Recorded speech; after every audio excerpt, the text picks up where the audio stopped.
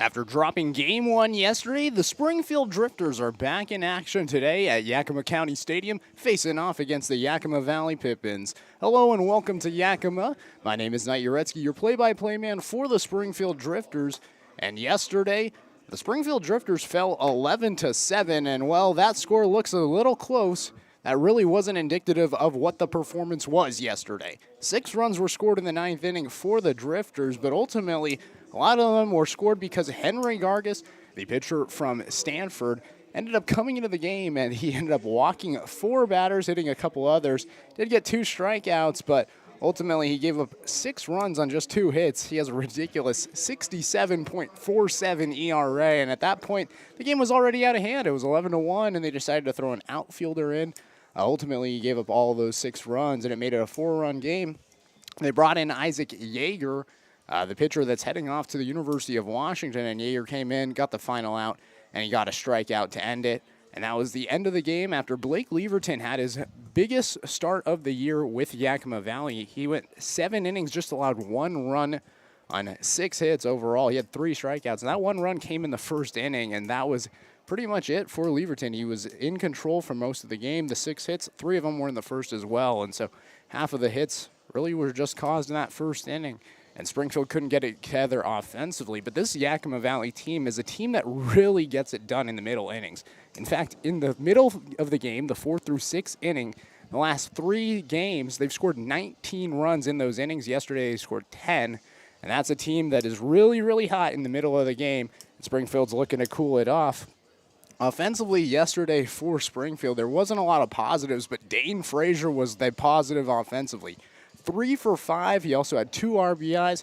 He had a double yesterday, and he was a guy that had a hot bat. He'll be back in action today. He'll be the 3-hole hitter. Instead of playing third base where he had error yesterday where he threw the ball into the outfield, he'll be in right field today. And speaking of that, let's go ahead and jump into our starting lineups.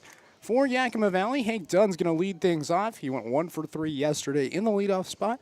He'll be back there today in center field. Connor Caballas, his teammate at Gonzaga now. He'll be the shortstop again. He went 3 for 5 yesterday. An impressive day offensively for the defensive shortstop. Was named the defensive MVP in the WCC. So he's a really good defender.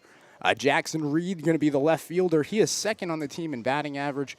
He'll be the left fielder. Jackson Sorensen, he's going to be the first baseman again today. He'll be the cleanup hitter. Tyler Griggs going to be at third base today, not second base. And he'll be the 5 hitter. Sam Olson, the son of Drifters co-owner Ike Olson, will be the catcher today. Owen McWilliam, the right fielder, batting in the 7 spot. Spencer Shipman, the DH, he'll be in the 8 hole. And then Spencer Marenko, the YVC product, he'll be at second base, and he rounds out this Yakima Valley order. On the other hand, for Springfield, Jalen Ray's going to lead things off. He'll be the shortstop. He was absent from the lineup yesterday, but he's back there today as the shortstop. Michael Soper going to be the third baseman today. We saw him at second base yesterday. He'll move over to the hot corner today in the 2 spot.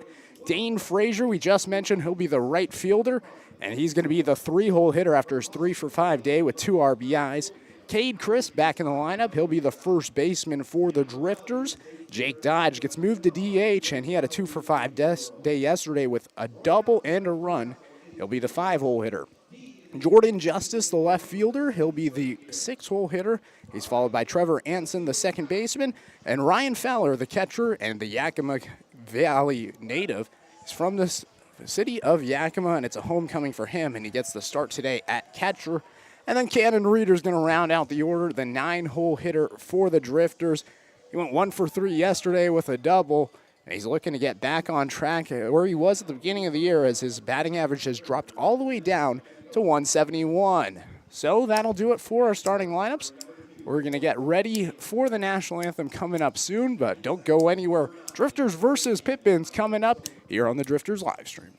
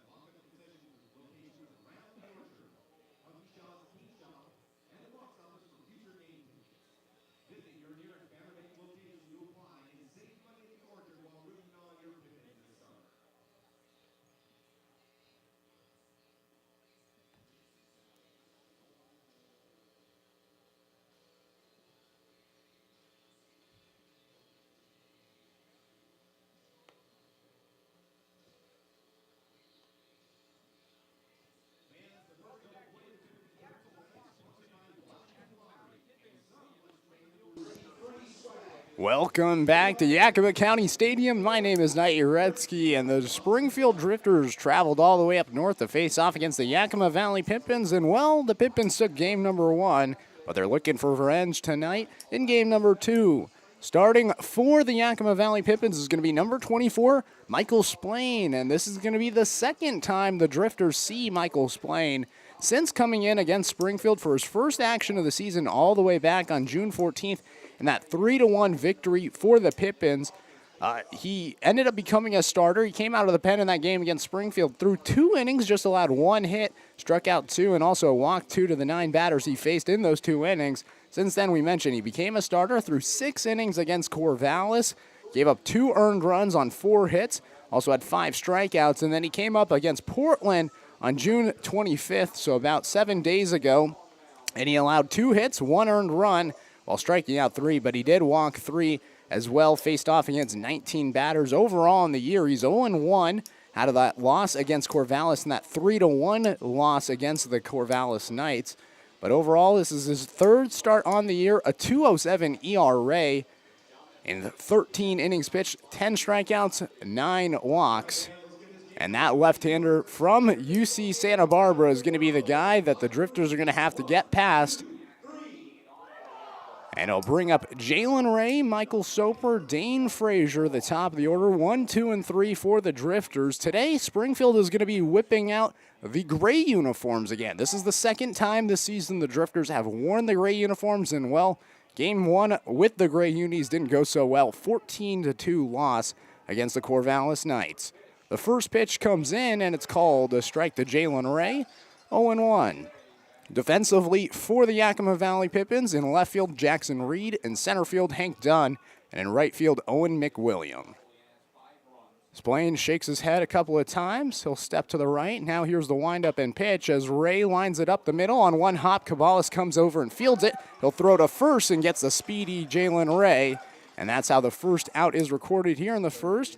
6-3 ground out. So bring up Michael Soper, the third baseman, continuing defensively for Yakima Valley. At third base, Tyler Griggs. Shortstop, you just heard him, Connor Cabales, the WCC Defensive Player of the Year. At second base, Spencer Marenko. And at first base, Jackson Sorensen. Behind the plate is going to be Sam Olson. First pitch to Michael Soper, a curveball that runs inside, and it's now 1-0. Soper this season, 1 for 5. Yesterday 1 for 5 overall in the season, 180 with an RBI and 15 strikeouts. Big strikeout guy as he'll swing and miss on that pitch from Splain, and it's 1-1. So Soper yesterday was the second baseman. He gets moved over to the hot corner, but he stays in the 2-hole after his 1 for 5 day. The 1-1 in there for a strike, 1-2. He's playing an 88-mile-per-hour pitch on the outside part of the plate. It's a lefty-on-lefty matchup here. There's not really a lot of lefties in the order today for the Drifters. In fact, there's just 3 scattered throughout. Here's the 1-2, and he's going down looking. 81-mile-per-hour pitch gets him buckled up. Soper doesn't lift the bat. That's the first strikeout for Mikey Splain. So we'll bring up Dane Frazier, the former Yakima Valley College product.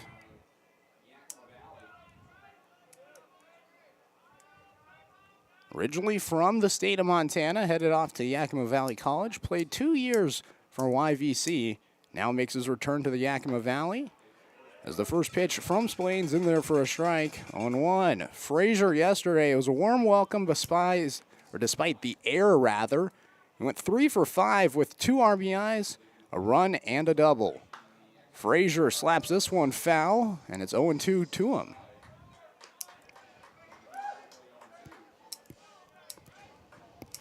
Frazier overall in the year, 275, 3 doubles, a home run, and 8 RBIs. So he got his third double yesterday, but he starts down 0-2 to Michael Splain. Here's the 0-2. That one fastball away, and it's now 1-2. The infield shifted a little uniquely for Yakima Valley. In fact, the second baseman, Marenko, is standing on the grass in right field. You don't oftentimes see that for a right-handed hitter. Frazier slaps this one high in the air into the bullpen of the Pippins, and it falls foul. Sprinting over was Jackson Reed, the left fielder, but he couldn't get to it. We'll have another 1-2 pitch. 0-0 the score, top of the first inning. 2 outs, nobody on. Dane Frazier, the 3-hole hitter at the plate, facing off against the left-hander and Michael Splain.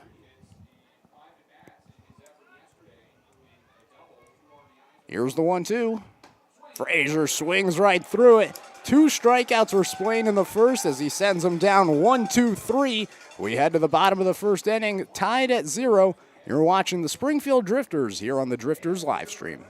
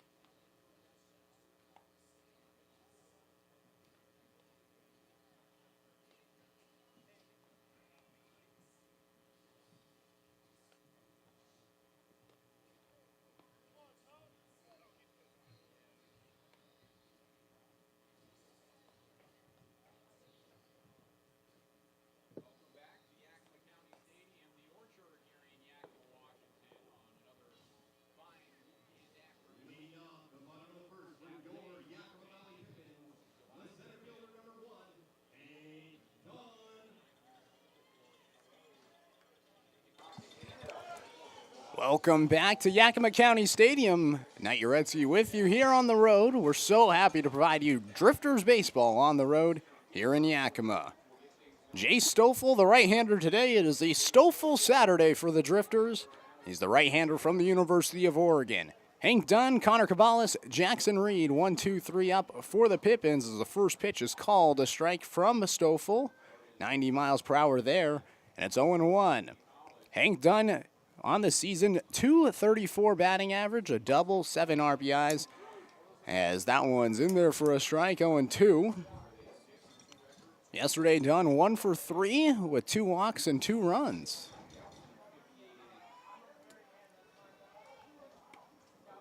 Here's the 0-2, and that one comes just low and inside from Stoffel, and it's 1-2 to Hank Dunn.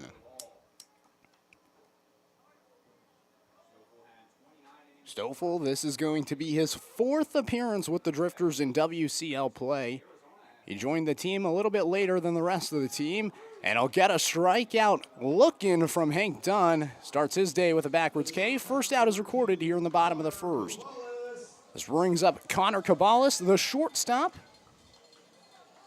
He's the Gonzaga product, the WCC Defensive Player of the Year. But this season with Yakima Valley, he's been going on a tear offensively. He's batting .300 with 6 RBIs and a double. He's a solid contact hitter.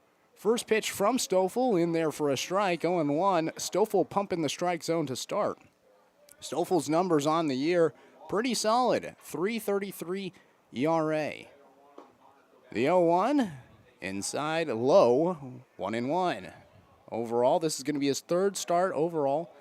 10 2/3 innings, 9 strikeouts, 1 walk, 12 hits overall. Here's the 1-1. Hit towards the right side, and it gets through. It's going to be a single for Cabales, as fielding it in right field is Frazier. So runners on for Yakima Valley. First hit of the game overall. This brings up Jackson Reed. So Cabales at first, Reed at the plate, 1 out, 0-0 the score on the bottom of the first. Stoffel going to have to work out of the stretch.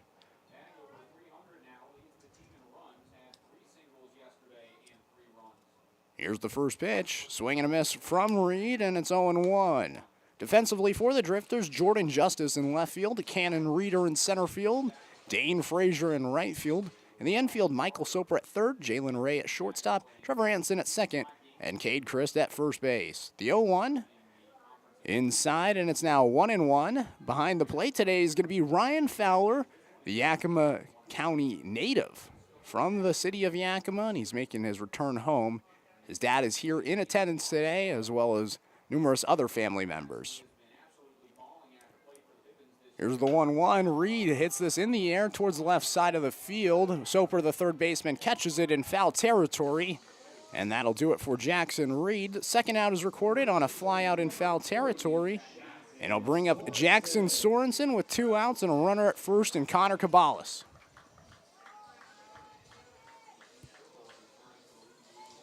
The wind today, not really doing too much. It's a little bit cloudier than yesterday, but it definitely is a little warm. Here's the first pitch, and called a strike to Sorensen, 0-1. Sorensen yesterday 0 for 2 with an RBI and 2 walks. Overall in the season, .254 batting average, 2 home runs, 5 doubles, 11 RBIs. The 0-1, swing and a miss from Sorensen, and Stoffel gets ahead 0-2.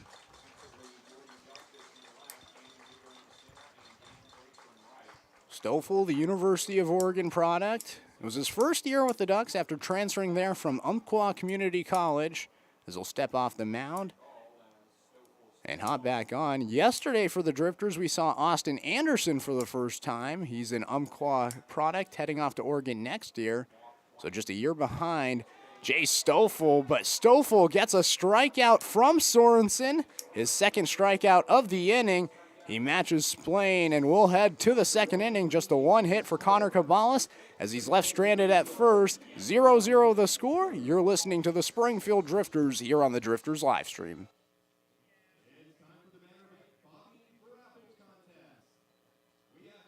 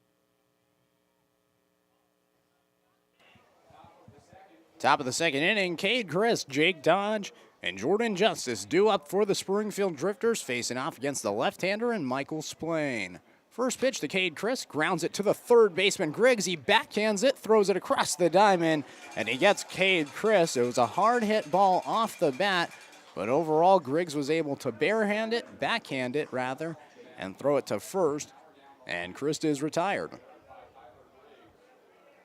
One pitch, one out to start the second for Michael Splain after a 1-2-3 first inning, and it brings up the left-handed hitter and Jake Dodge, the DH. Infield shifts a little bit over to the right with Dodge coming to the plate. Lefty on lefty matchup as the first pitch to Dodge, in there for a strike, 0-1. 86-mile-per-hour pitch on the outside part of the plate. So Michael Splain, he's the left-hander from Los Gatos, California, throws a ball, and it's 1-1 to Dodge. Goes to UC Santa Barbara. He'll be an incoming freshman there. Or he'll be a freshman there next year after redshirting this past year as Dodge fouls it away. And so this is a little bit of a teammate versus teammate battle here as Dodge is going to be heading off to UC Santa Barbara in the fall. So these two rivals right now, but they'll be teammates in the future. 1-2 the count, one out. Here's the windup and pitch. Dodge grounds it up the first base line. It stays fair. Tapping on first is Sorensen, and Dodge is out on a 3 unassisted. That was just a tough break for Dodge as it just hugged the line and just stayed barely fair, hopped over the first base bag, and it'll bring up Jordan Justice with nobody on and 2 out here in the top of the second. Jordan Justice in the lineup today after not being in the lineup yesterday. First pitch to him, runs away, and it's 1-0. Jordan Justice, he's been swinging a hot bat as of late. Overall, a .280 batting average with 3 home runs, 2 doubles. But he's on a 5-game hit streak in the games that he's played in. Here's the 1-0, checks his swing, he went around, and it's now 1-1. So Jordan Justice, who we've seen in the lineup both as a DH and an outfielder, got the day out yesterday. But he definitely has some pop in the bat and can send it yard. Golfs at that one from Splain, a 78-mile-per-hour pitch from the left-hander. And it's 1-2. Splain has a fastball that sits in about the high 80s, as well as a really, really good breaking ball. Here's the 1-2. Buckles up Justice, but it's called a ball below the knees. 2-2. Definitely less fans here today than there was yesterday. Nonetheless, a pretty good turnout here at Yakima County Stadium. A few hundred fans in attendance. Swing and a miss from Jordan Justice on the 2-2 pitch. Splain picks up strikeout number 3. It's another 1-2-3 inning for the Drifters offensively. We head to the bottom of the second. Yakima Valley coming up to hit. You're watching the Springfield Drifters here on the Drifters live stream.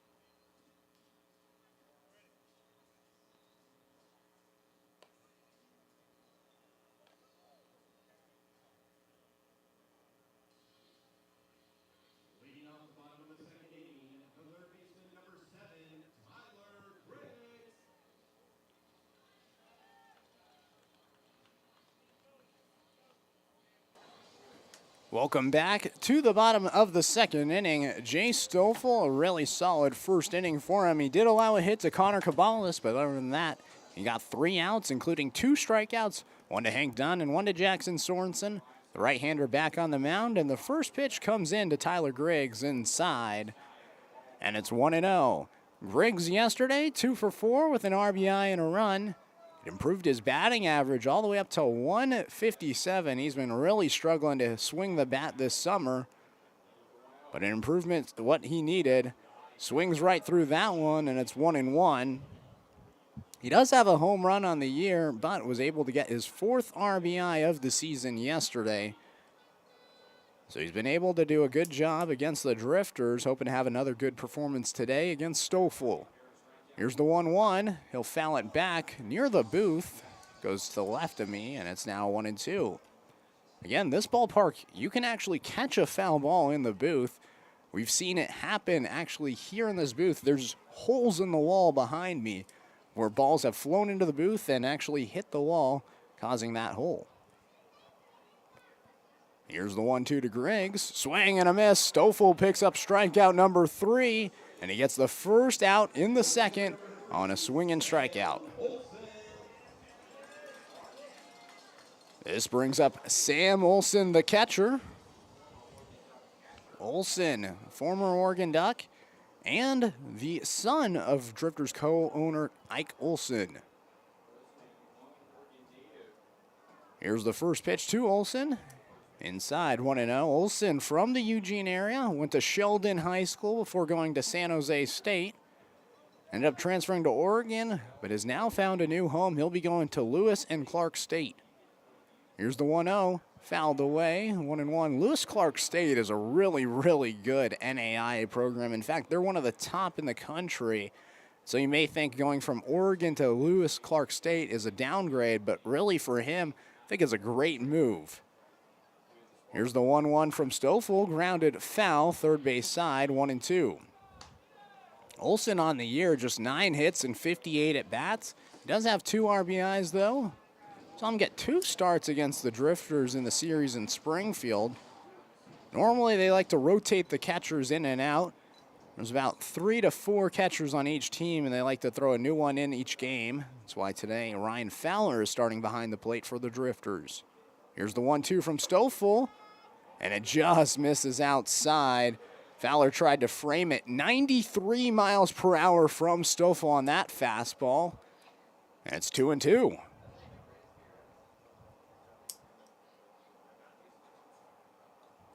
Here's the windup and the 2-2 pitch.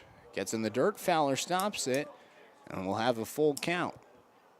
Jay Stoffel, we mentioned, from Umpqua Community College, originally from the Roseburg area. In fact, he's from the town of 10 Mile, which you guessed it, 10 miles outside of Roseburg to the west. Here's the 3-2, runs inside, and I think it may have hit Olson. If it didn't matter, as he's heading off to first with a walk or a hit by pitch. And I'll bring up Owen McWilliam, the right fielder, with a runner at first, 1 out. Similar situation that Stoffel saw last inning with Cabalas at first. Olson not really a threat on the base paths, but Cade Chris, the first baseman, there to hold him. First pitch from Stoffel comes in high to McWilliam, 1-0. 90 miles per hour from Stoffel there, but we saw him get as high as 93. It's an exciting sight to see. I haven't seen him throw that hard so far this summer. Here's the 1-0. Fouled back by McWilliam, and it's now 1-1. McWilliam yesterday, 2 for 5 with an RBI. It was his 4th RBI overall in the year, as he's only batting 189 with a double.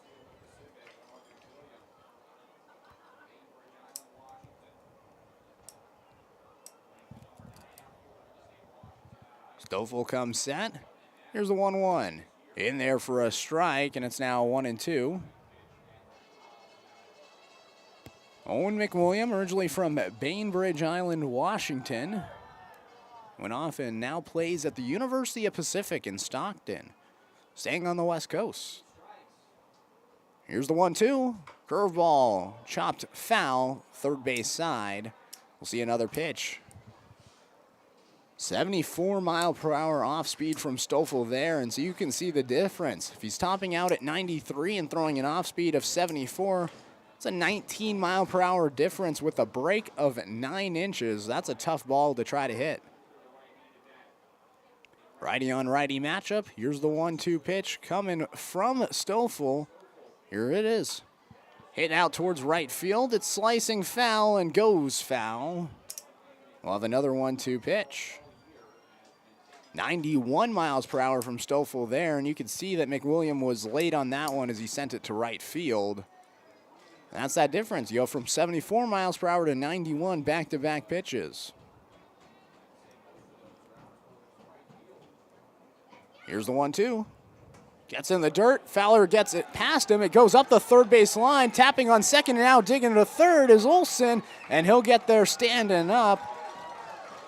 It went off the mask of Fowler after it spiked from Stoffel, found its way up the third base line. Fowler was looking behind the plate, and because of that, Olson goes first to third, and now a 2-2 count to Owen McWilliam.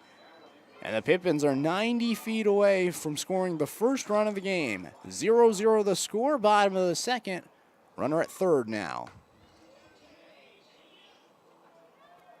I mentioned Olson's not the fastest guy, but he was able to hustle over there to third. You rarely see that on a pass ball, but man, that got away from Fowler. Just a tough break if it went off his mask. Here's the 2-2. Stoffel throws 92 mile per hour outside, and it's now 3-2. That one was right on the black, but ultimately was called the ball by home plate umpire Anthony Atkinson. Field umpires today, Matt Van Houten. They switched spots from yesterday. Van Houten was on behind the plate, and Atkinson was in the field. Here's the 3-2. Curveball.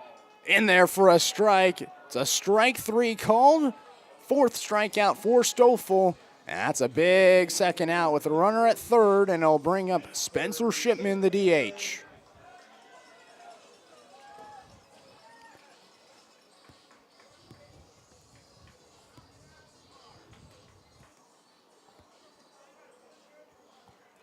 So Shipman steps in. At third is Olson. Stoffel still working out of the stretch as the first pitch to Shipman's flared out towards right field. Sprinting in is Frazier. He'll dive, and it falls right in front of him. Shipman digs to 2 as the throw comes in late, and a runner comes in, and Sam Olson, 1-0 the Pippins lead after the flare single from Spencer Shipman.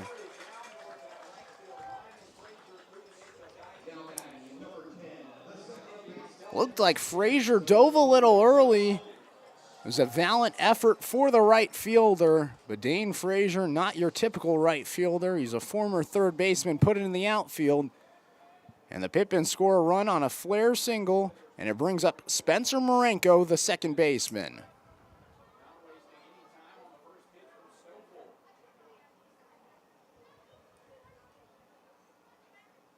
Here's the first pitch to Marenko. In there for a strike, 0-1. Marenko getting the start today at second base.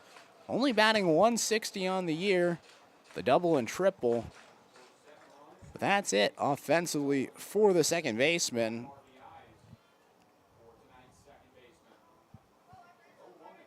Here's the 0-1. Hit out towards right field and foul. It's quickly 0-2. So Marenko was absent from the lineup yesterday. He's the Yakima Valley College product. In fact, he's been at Yakima Valley College for a while. One of the older guys on this Yakima Valley team, a veteran you could say. But overall, just 8 hits on the season and 50 at-bats. Here's the 0-2. Hit out towards right field. It gets through the 3-4 hole. Tapping on third and being waved to Shipman. The throw comes in late. It's an RBI single for Spencer Marenko, and the Spencers get it done for the Pippins. Back-to-back singles from Spencer Shipman and Spencer Marenko, and it's 2-0 lead for the Pippins.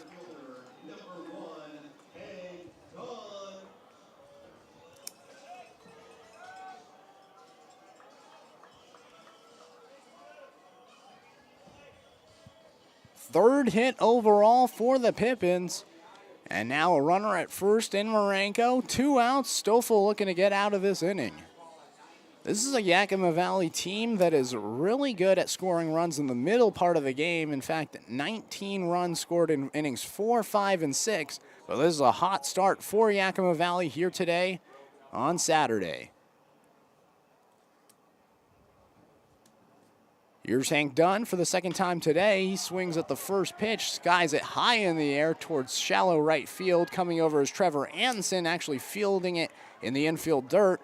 And that'll do it for the bottom of the second inning. 2 runs come in on 2 hits for the Pippins. We head to the third inning.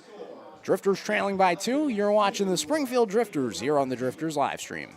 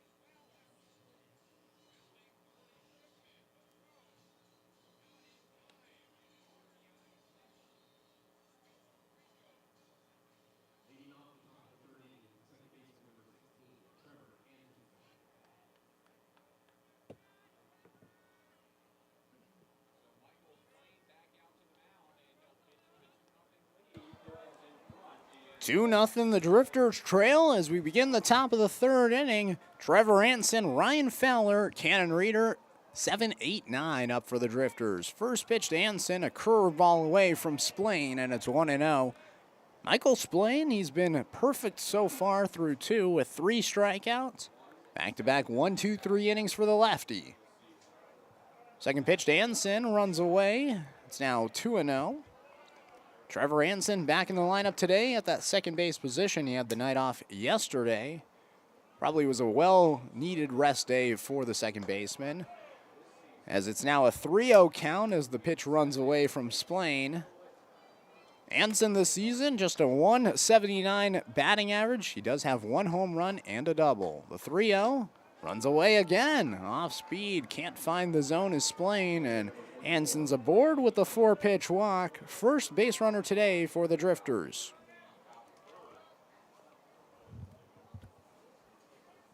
This brings up Ryan Fowler, the catcher, facing off against his home team, the Yakima Valley Pippins. First pitch to the left-handed hitter, gets past the catcher Olson, heading to second is Anson, and now a runner in scoring position for the Drifters, a 1-0 count to Fowler, and it looked like Olson right there got a little bit lazy behind the plate, trying to catch it without turning his glove, and probably should have turned the glove there to haul it in. Instead, it gets past him to the left of the plate and advances a runner over to second and Anson. Still nobody out. Top of the third, 2-0 the Pippins lead. Times is called as Fowler wants to back out. Splain was taking his time on the mound.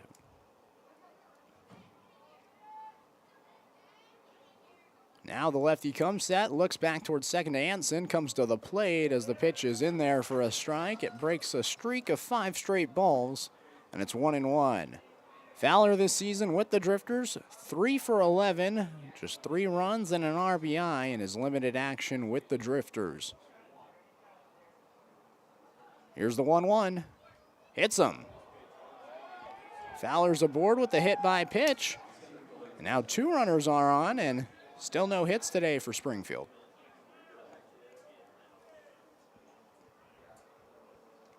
Olson going to go chat with Splain there. And now they're arguing that Fowler leaned into the pitch potentially. We saw that yesterday with Dominic Hellman. He didn't get hit by a pitch, but they called him out for potentially leaning into a pitch.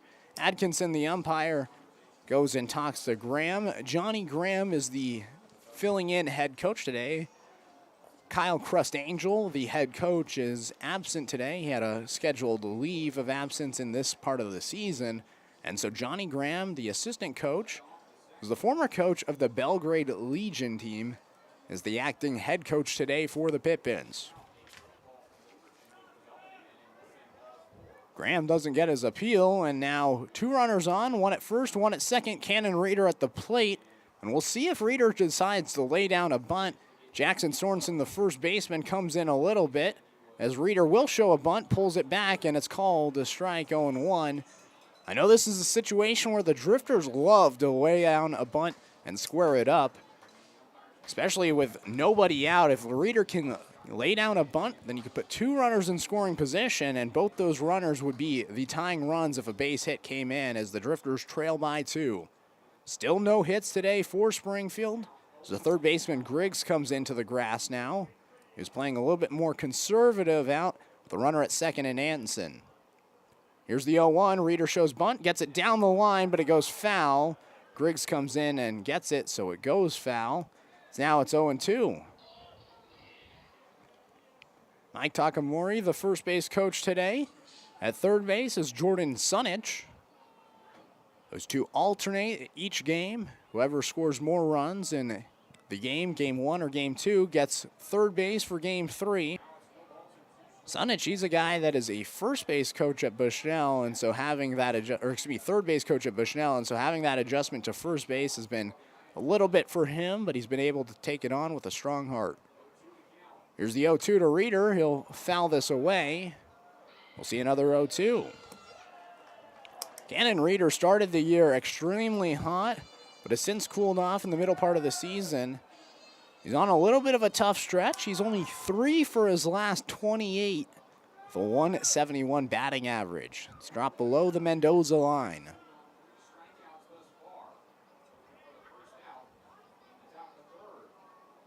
The 9-hole hitter looking in, 0-2 the count. Here's the pitch from Splain.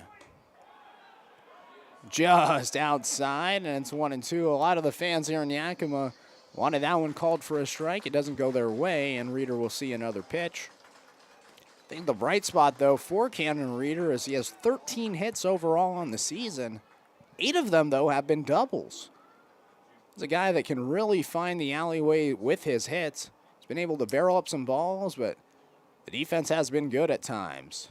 The 1-2, Reeder grounds it up the middle. Coming in is Marenko. He'll flip it over to Cabales for 1. They go to second, and Reeder beats out the throw.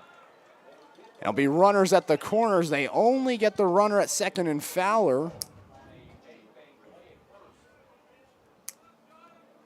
Bang, bang play, but Reeder, a quick guy down the line. One of the fastest members of this Drifters team. It's a fielder's choice play. Still no hits today for Springfield. Through the order through the first time. The runners on the corners, 1 out. Jalen Ray, the shortstop, up at the plate.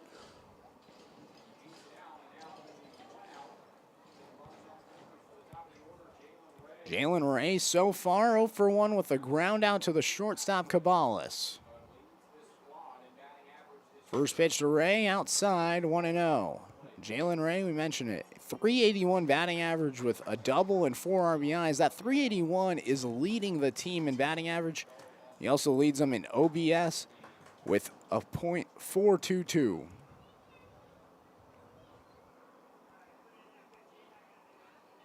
Here's the 1-0 as Reeder takes off. It's a hit and run situation, though, as it's sent out to right field. McWilliams slides and can't make the catch. The Drifters are arguing that's fair. The umpires are calling it foul. And that's a tough play to call, as McWilliams was sliding into foul territory as he caught the ball, and it could have been right on the line. The Drifters don't get the call there that way.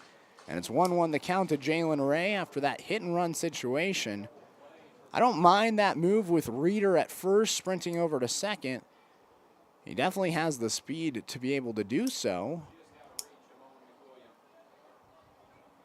But that one from Ray, just a little bit too far for McWilliam, who came over a long way in right field.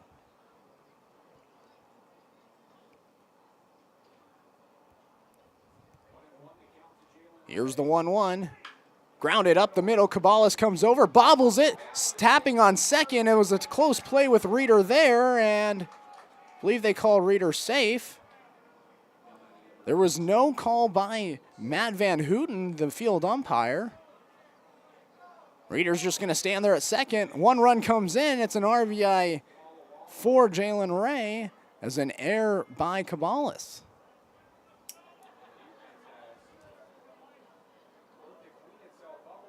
So Cabales, normally a very strong defender, WCC Defensive Player of the Year, bobbles up a ball from Jalen Ray. Reeder advances the second, 2 runners on, and Michael Soper sees the first pitch below the knees.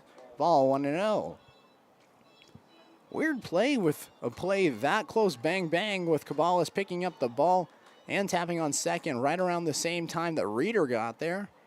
Either way, 2 runners on, 1 at first in Ray and 1 at second at Reeder. Michael Soper is 0 for 1 today with a strikeout looking, standing in with a 1-0 count from Splain. Here's the pitch. Off speed, in there for a strike, 1-1. It's really remarkable. So far in this inning, every single batter has come up to the plate and reached base safely, but there's been no hits for the Drifters. They've scored a run without a single hit. They get a little help from the air from Cabales, but still. The 1-1, Soper golf set, and it's 1-2. On deck is Dane Frazier, who's 0 for 1 with a strikeout.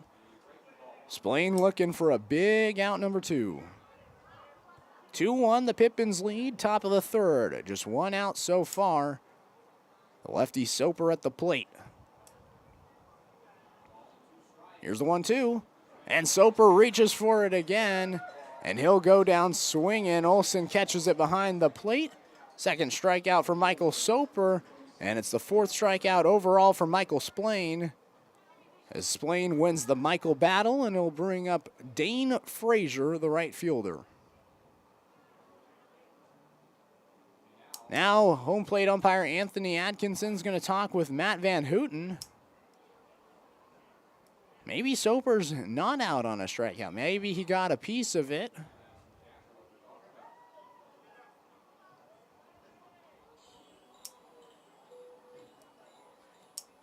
Soper's getting back in the box. Splain is playing catch with the umpire now as they switch balls.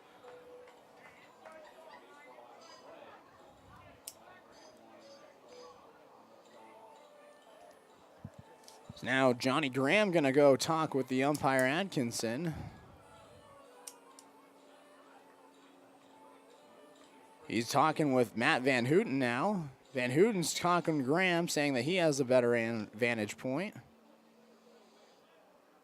You can hear Graham say there's no way. Either way, Soper's going to get back in the box with a 1-2 count. Scratch out strikeout number 4 as of right now. And it's still 1-2.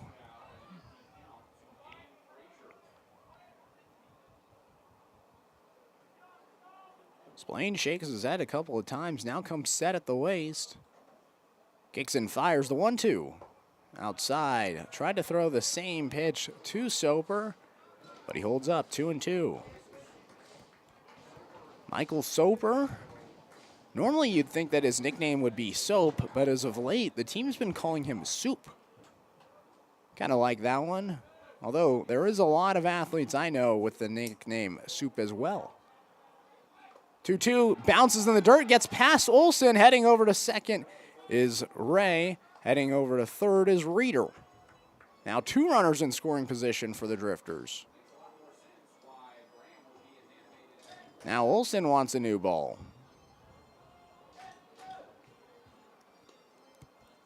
Three balls, 2 strikes, 2 runners in scoring position.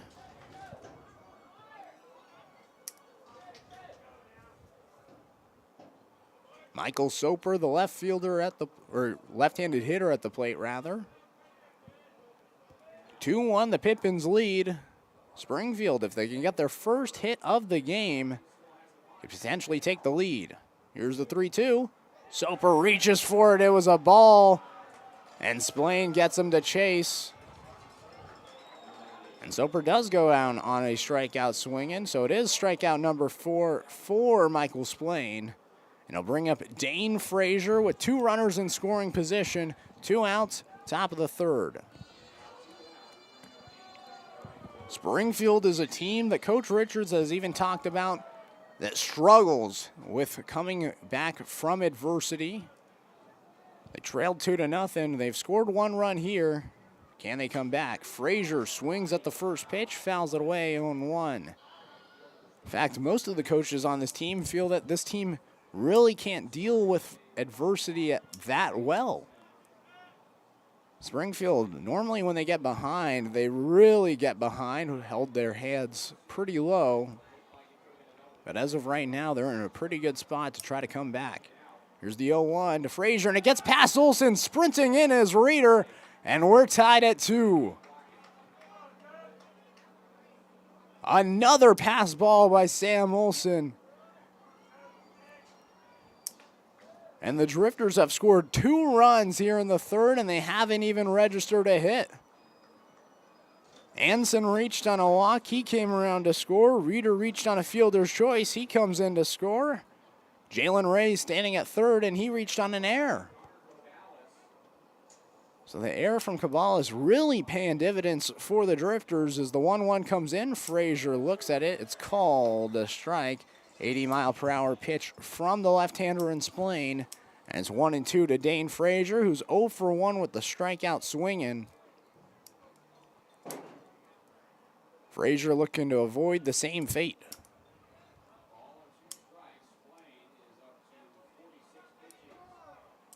And times is going to be called by Anthony Atkinson, the home plate umpire. It's been a tough day so far for Sam Olsen, the catcher. Several pass balls have advanced runners for the Drifters in this inning. Here's the 1-2. Frazier swings at it, gets past Olsen again. Sprinting in is Ray. The throw to first, up the line, and Frazier beats it out. It's a drop third strike, but the Drifters take the lead 3-2.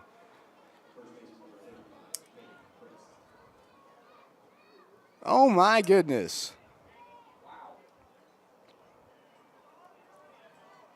Yakima Valley has given the Drifters the lead. They've scored 3 runs and haven't even registered a hit. And brings up Cade Christ. As Frazier beats out the throw from Olsen, it's a drop third strike, and the first pitch to Chris in there for a strike, 0-1. Cade Chris, the 7th batter to come up this inning, but still 0 hits for Springfield. 3-2, the Drifters lead. Cade Chris 0 for 1 with the ground out. They go back to first in there safely as Frazier. Still awaiting the 0-1 is Cade Chris. Chris, the Tacoma Community College product, currently looking for a new home. He's been talking to a couple of coaches throughout the week and getting phone calls. The 0-1, he'll cut right through it. 86-mile-per-hour off speed from Splain. And it's 0-2 to the first baseman. Cade Chris back in that first base role. He had been catching a little bit with the Drifters with the catching injuries that Springfield has had. But he's naturally a first baseman. That's where he played a lot of at Tacoma. But he definitely has the ability to catch. He'll drive this one deep to left field. Going back towards the wall is Reed, and it's off the wall. Frazier tapping on third. He's being waved. The throw comes in from Marenko. Going to be a close play, but Frazier's gunned out at the plate for the 2nd time in 2 days. And that'll do it for the top of the 3rd inning. It was a double for Chris. Frazier got the green light, but Marenko dots him up at the plate. 3 runs come in on just the 1 hit from Chris. We head to the bottom of the 3rd. 3-2, the Drifters lead. You're listening to the Springfield Drifters here on the Drifters live stream.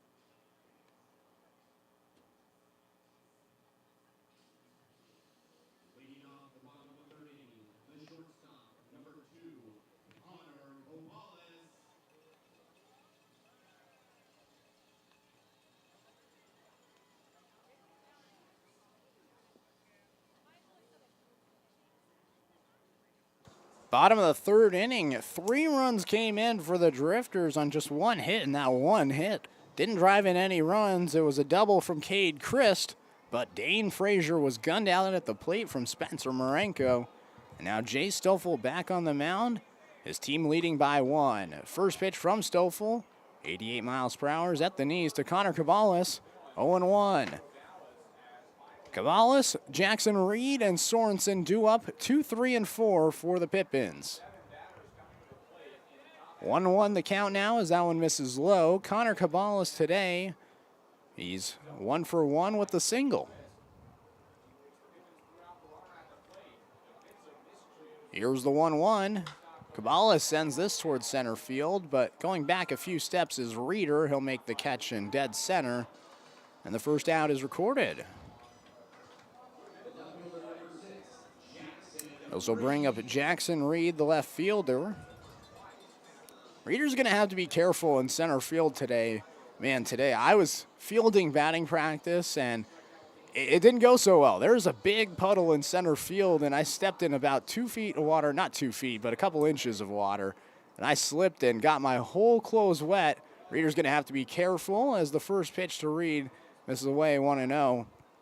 I had to replace my shirt today because it got absolutely drenched in mud out there. Hopefully, though, for Reeder, he'll have the cleats, and those will keep him on the grass.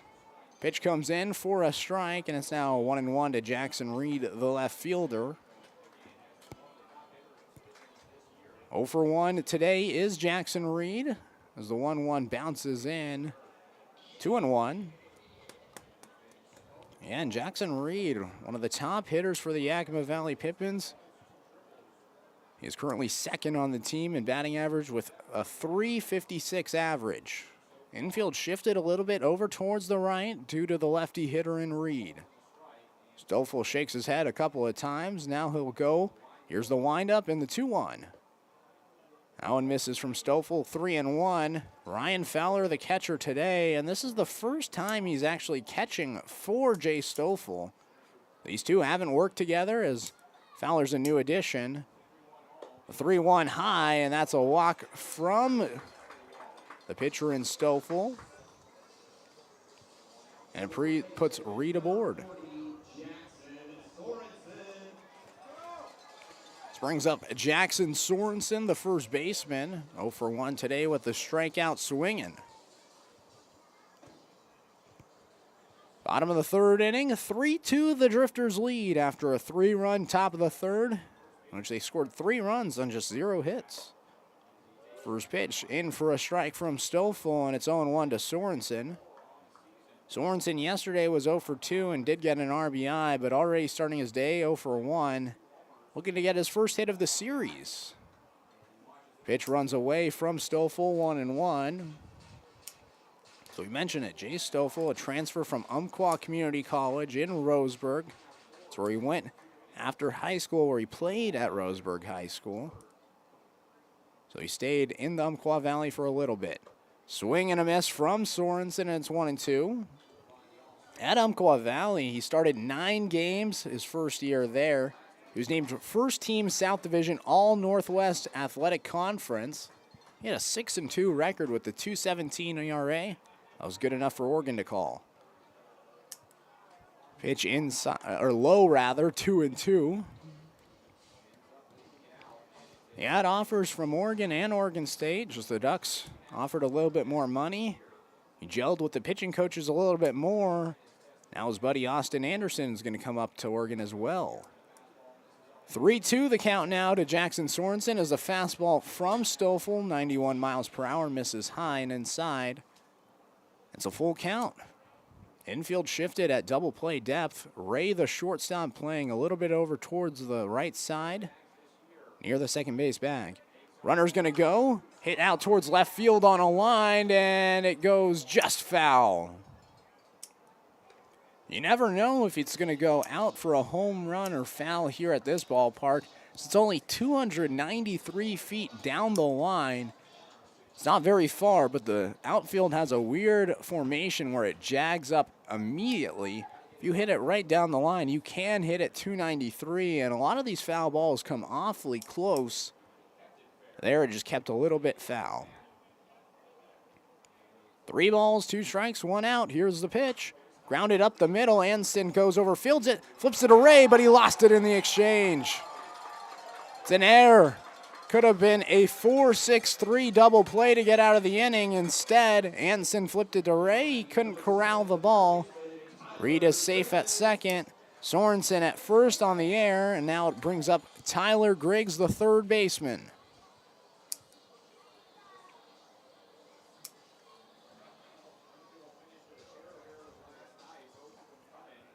So in the top half of the inning, it was an error by the shortstop Connor Cabales that extended the inning for the Drifters, and now an error by the shortstop Jalen Ray extends the inning for the Pippins. 3-2, the Drifters lead, 1 out. Griggs swings and misses. Stoffel got him to cut right through it. It's 0-1. Griggs today 0 for 1 with a strikeout swinging. Looking to improve on his season after his 2 for 4 day yesterday. Here's the 0-1. In there for a strike, and it's quickly 0-2. So we mentioned Jalen Ray, the shortstop that had that error. Him and Tyler Griggs were teammates this past year at Central Arizona. Ray still looking to see where he'll be playing next year. But Griggs, he'll be going off to Gonzaga. So it seems like every Yakima Valley Pippin is going to Gonzaga. Here's the 0-2. Lined out towards left field, and it slices foul. So Griggs stays alive.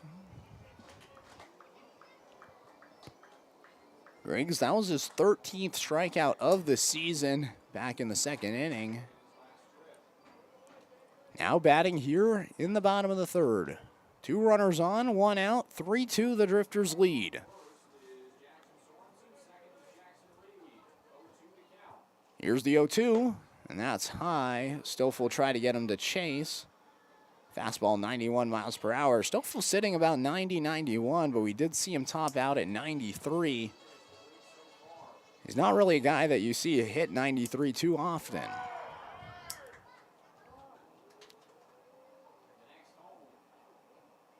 Here's the 1-2. Misses just inside, and it's an even count, 2-2. At first is Jackson Sorensen. At second is Jackson Reed, so you got a pair of Jacksons on board. In fact, Yakima Valley, they have Jackson Reed and Jackson Sorensen. They also have Spencer Shipman and Spencer Marenko. Runner's going to go as the ball is in the dirt, and Fowler can't get it to go. Both runners will advance on a double steal. Reed heads over to third, Sorensen to second. Now 2 runners in scoring position for the Pippins, and still just 1 out. Stoffel here, he can pitch a little bit careful to Griggs on this next pitch. If I'm him, I don't throw a strike. Try to get him to chase. You have first base open. The infield comes in a little bit. Here's the 3-2, and that one is a fastball away, and Griggs is aboard with the walk. So the error by Jalen Ray extends the inning for Yakima Valley, and now Keith Hessler's going to go talk to Stoffel. No action right now in the Drifters bullpen. They're hoping to get a lot out of Stoffel today. Stoffel in his last start went 6 innings, only allowed 5 hits, didn't give up a run, but the Drifters fell to Walla Walla 1-0. It was a tough break as they put him in. Then they put in Eli Holbert. Holbert ended up giving up 1 run. The Drifters fell 1-0, and that's baseball for you. Some days you do just lose 1-0. It's just 1 inning.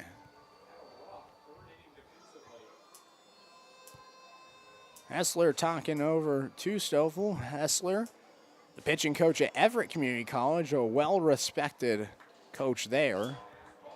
He's a former big leaguer. In fact, I was watching a video today of him playing in the big leagues. He had an at-bat in the 14th inning of a game when he was a D-back. He hit the ball down the left field line, and then Marte, the left fielder from the Pirates, ended up throwing him out at second. He was hosed well before he got to second. It was pretty funny to see a pitcher the size of Hessler just chug into second. But man, that throw came in about 2 or 3 seconds before Hessler could get there. This brings up Sam Olson, the catcher, and man, is this a big at-bat for him as the first pitch high, and it's 1-0. Olson had 3 pass balls in the top half of this inning, and that allowed 3 runs to come in, really, for the Drifters, including a drop third strike that gave Springfield the lead. Olson fouls this one back, 1-1. So Olson has a chance here to drive in some runs, give his team back the lead.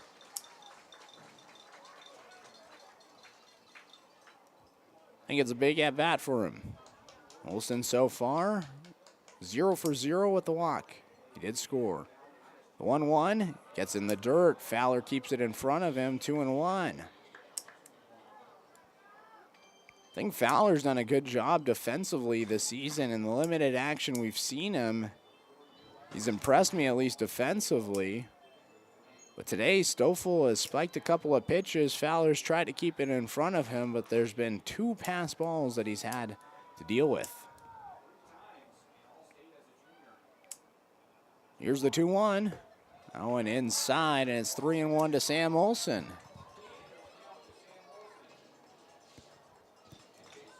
So now Stoffel in danger of walking in the tying run. At third is Jackson Reed. At second is Jackson Sorensen. At first is Tyler Griggs. 1 out, bottom of the third. 3-2, the Drifters lead. Here's the 3-1. Fouled away by Olson. See another pitch, 91-mile-per-hour pitch from Stoffel. 3-2.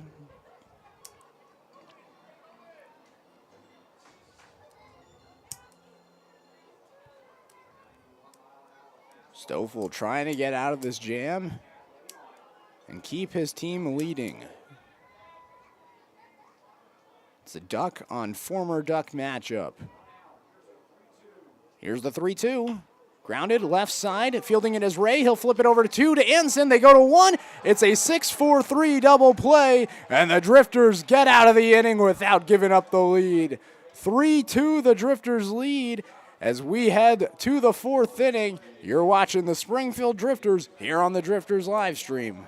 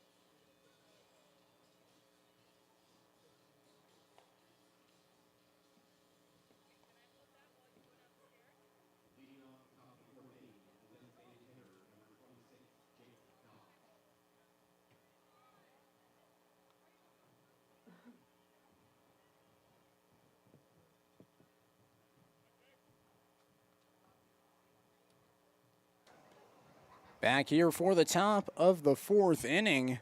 Jake Dodge is going to lead things off for the Springfield Drifters. As the first pitch to Dodge, he grounds foul. Hopping up is the Drifters bullpen. James Boone, the left-hander, really got up on that one as it came right for his legs. And it's 0-1 to Dodge after the foul ball. Jake Dodge, Jordan Justice, and Trevor Anson up as Dodge slaps this to left field on a line, and it bounces one hop to Jackson Reed, and Dodge is aboard with the single. Jake Dodge was 2 for 5 yesterday, and he starts his day 1 for 2 after this hit in the fourth. Leadoff man's aboard for the Drifters, just their second hit overall in the game, but 3-2 they lead here in the fourth. This brings up Jordan Justice, the left fielder. Infield shifts to double play depth as the first pitch to Jordan Justice misses low and away, 1-0. Jordan Justice 0 for 1 with the strikeout swinging as the pitch comes in, and it's called a strike, 1-1. 87-mile-per-hour pitch from Splain. So Jordan Justice, he's on a 5-game hit streak in the games that he's played in. Got some well-needed rest yesterday, but he's a little bit further down in the order than we've seen him. Off speed misses, and it's now 2-1. Jordan Justice today batting in the 6th spot. Normally we see him at about 3 or 4. They're trying to move him down, maybe spark the offense a little bit further down in the order. Here's the 2-1. Outside, 3-1.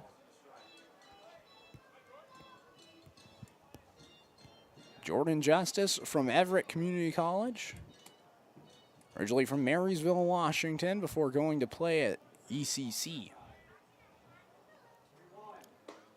3-1 in there for a strike, and it's now 3-2 to the left fielder.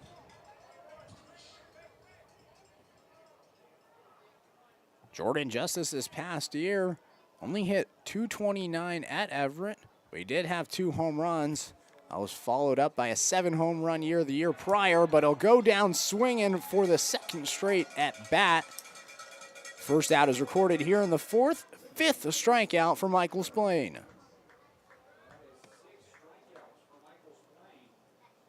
Or rather 6. As Frazier got struck out swinging, but he reached on a drop third strike. This brings up Trevor Anson. As the first pitch to Anson in there for a strike, 0-1. Anson reached on a walk last inning in the third. He led things off, and he came around to score on a wild pitch. There's been a couple of pass balls today from Sam Olson. It's been the big difference so far as the Drifters lead 3-2 after that 3-run third inning. They scored the 3 runs on just 1 hit, and that 1 hit came at the very end of the inning. After Cade Chris doubled, Dane Frazier tried to come in, score, and he was gunned out at the plate. So really, they scored 3 runs on 0 hits. 1-1, Anson chops it to the third baseman, Griggs. He picks it, throws it to first, and gets Anson there. Dodge heads over to second, as Griggs had no play there. Second out is recorded, but a runner in scoring position now for the Drifters. It's a hometown kid, Ryan Fowler.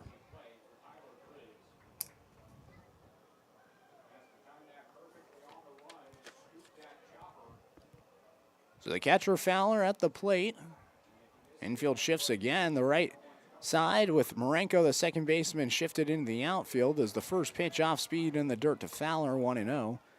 Fowler was hit by a pitch last inning. He was later out at second after a fielder's choice that Cannon Reeder grounded into. Reeder, of course, on deck right now.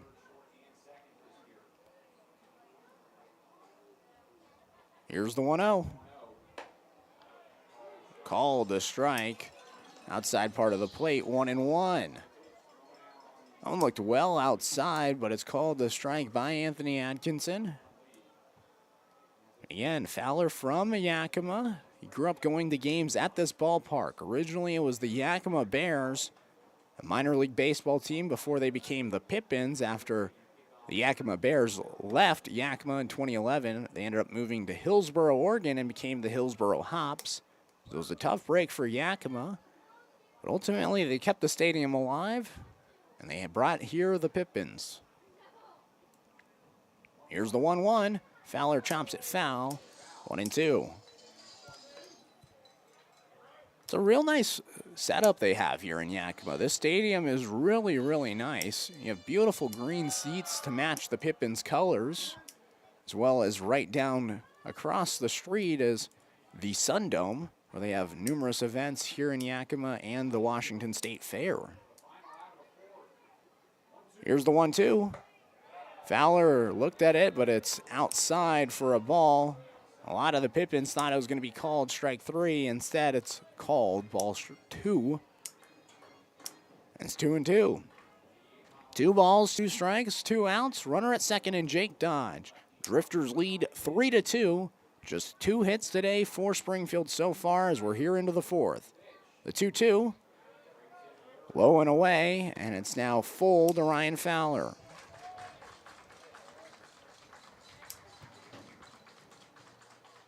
Fowler happy to be home. Got to sleep in his own bed last night. Sure, that's a great feeling.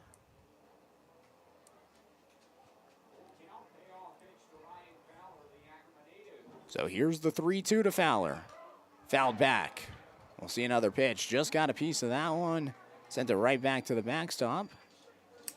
We'll get another payoff pitch.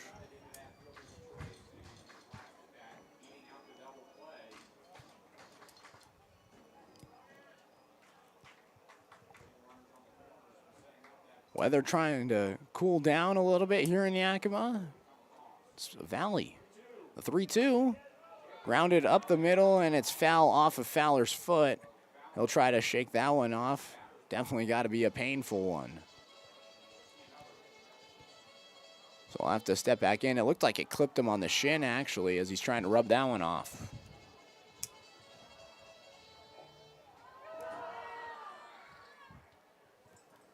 Fowler, a lefty hitter, used to be a switch hitter, but ultimately he ended up sticking to just be a left-handed hitter. Found out that he was more productive on the left side, and so he decided to stick with just being a left-handed hitter. 3 balls, 2 strikes, 2 outs. Springfield still has a runner in scoring position in Jake Dodge. Splain looking to get that final out in the inning. Here's the pitch. Swing and a miss. It's strikeout number 7 for Michael Splain. And we're through 3 1/2 rather. Drifters lead 3-2. We head to the bottom of the 4th. Pippins coming up to hit. You're watching the Springfield Drifters here on the Drifters live stream.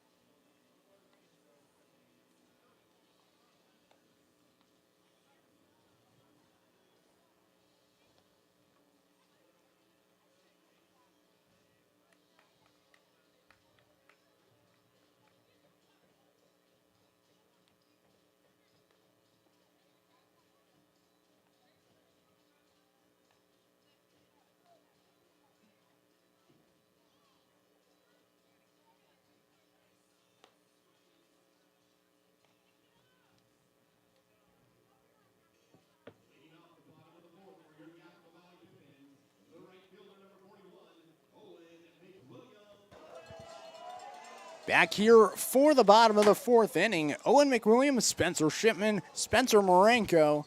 A couple of Spencers due up. It's the 7, 8, and 9 hole hitters for the Pippins as Jay Stoffel back on the mound for the Drifters. First pitch, 90-mile-per-hour fastball away, 1-0. Owen McWilliams so far today 0 for 1 with a strikeout looking. He was Stoffel's 4th strikeout victim, and that was back in the 2nd. 2-0 the count now. Stoffel was in a bit of a jam last inning. He had the bases loaded, but he got Sam Olson to ground into a 6-4-3 double play. Didn't give up a run. As he'll now throw, and this one high, and it's 3-0. It was a big play for Stoffel to get out of the inning. It was in that situation because of an error by Jalen Ray. The 3-0, in there for a strike. 91 miles per hour is at the knees. 3-1. Ultimately, Ray was able to get out of the inning after getting that error. As a 3-1 high on McWilliam, and it puts the leadoff man aboard for the Pippins. Looks like a right-hander warming up in the Drifters bullpen right now. So they have a right-hander warming up as Stoffel had a little bit of trouble in the third. Now starts with a little bit of trouble here in the fourth. Springs up Spencer Shipman, the DH. Runner at first, nobody out. Bottom of the fourth, 3-2, the Drifters lead.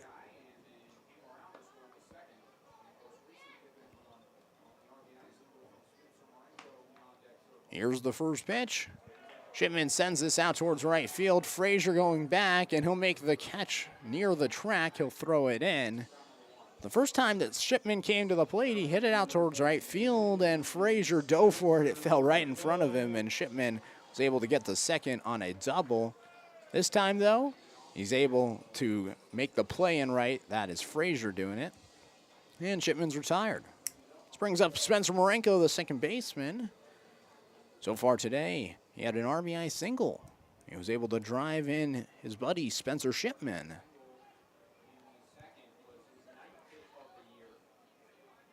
First pitch in. Called a strike, breaking ball at the knees, 72 miles per hour with a 12-inch break from Stoffel. 0-1. So we mentioned it, Stoffel, he went to Oregon, ended up going to the Ducks because they offered more money. Oregon State didn't offer as much scholarship, and so Oregon, they gave them the bag. This one off to the right side, and it's now 0-2. It's a tough decision, but ultimately, when one school is giving you about 55% scholarship and the other one's giving you about 45% scholarship, you're going to choose the school that gives you about 55% scholarship if you're in state. That's exactly what Stoffel did. Obviously, the facilities at Oregon can't be beat. 0-2 the count to Marenko. Here's the pitch. Swing and a miss.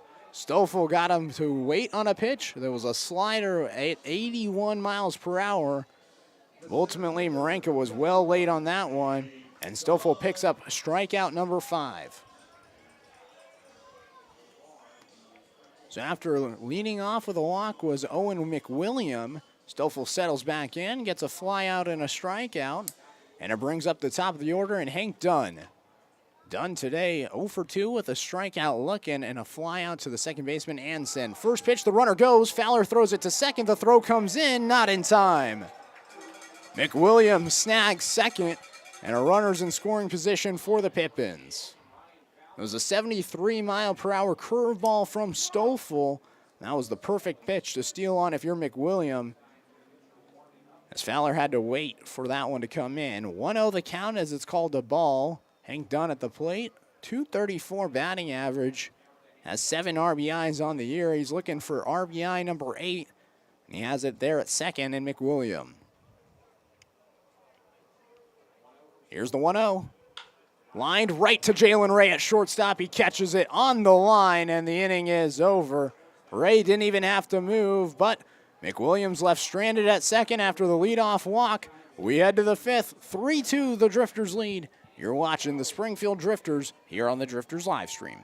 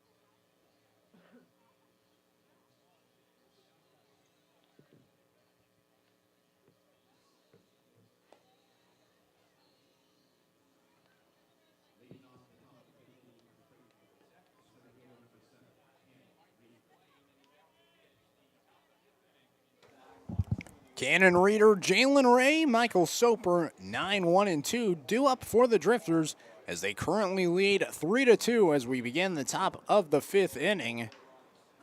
They're all facing off against the left-hander in Michael Splain, who today had given up those 3 runs, but those 3 runs came in mostly on pass balls with Sam Olson, the catcher. He has 7 strikeouts so far through 4. First pitch to Reader in there for a strike, 0-1.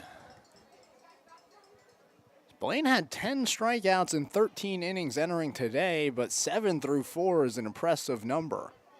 The 0-1 to Reader, he'll hit right side, foul.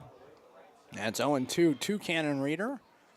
Reader reached in the 3rd and came around to score after he beat out a throw on a fielder's choice play. Fowler's out at 2nd on the fielder's choice play, but Reader was able to beat out the throw just in time. It was a bang-bang play, and the speed paid off for the youngster. The 0-2, Splain throws a off-speed pitch well away from the strike zone. And it's 1-2.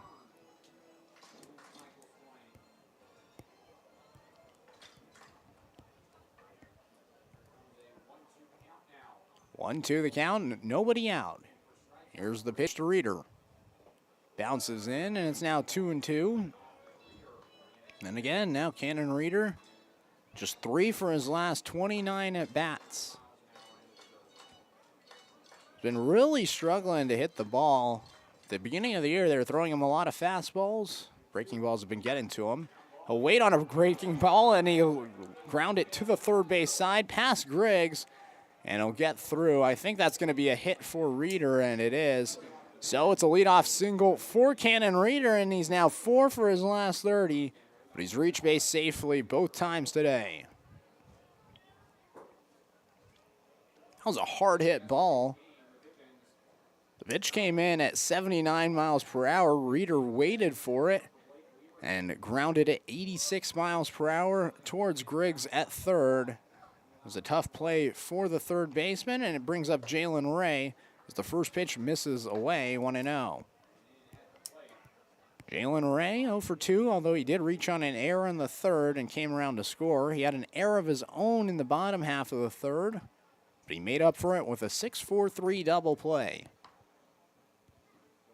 Reader with speed at first. He'll go on the pitch as the ball gets past Olson. Reader slides into second. I think if he picks up his eyes and looks to the plate, he could have headed for 3rd. Instead, he slides in safely at 2nd. I think there's a little bit of communication error between the base runners of the Drifters in the dugout. Even just talking to the guys in the outfield, they believe that the communication needs to be a lot better, whether it be base runners, whether it be throws coming in from the outfield, and I think that's something that Springfield can improve on as the 2-0 is in the dirt one more time, and it's now 3-0 to Jalen Ray. Atkinson, the home plate umpire, calls times. It looks like he got something in his eye.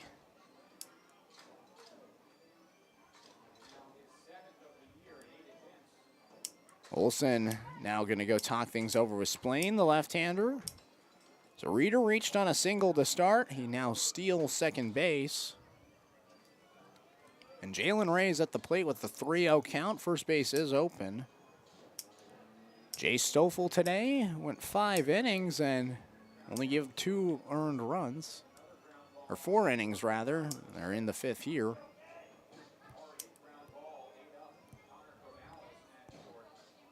Splain and the catcher Olson break.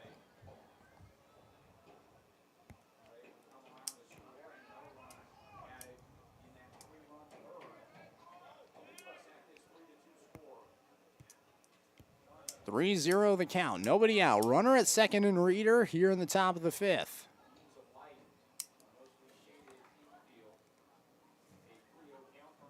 Here's the 3-0. In there for a strike, 85 miles per hour to Ray, and it's 3-1. We have not seen a Drifters batter at all this season swing on a 3-0. I think it's pretty locked down, mandatory, don't swing from this Drifters club. Here's the 3-1. Ray grounds it to the right side, and it's going to get through the hole. Reader's going to tap on 3rd. He's thinking about home, but he'll go back to 3rd Didn't get the best jump, but Owen McWilliam was well in on that play. By the time he fielded it, it was almost into the infield. But it was a huge hole on the right side. The right-handed hitter goes opposite way. It's a single for Jalen Ray, the 4th hit overall today by Springfield. 2 hits from the top 2 guys to lead off here in the 5th. Runners at the corners from Michael Soper. You got to think sometime end this at bat. Jalen Ray is going to be taken off towards second base. There's a quick guy over there. We'll have to deal with the left-handed pitcher in Splain as the first pitch comes in, a strike to Michael Soper, and it's 0-1. Soper today 0 for 2 with 2 strikeouts. Nobody out here in the top of the 5th. 3-2, Springfield with the lead.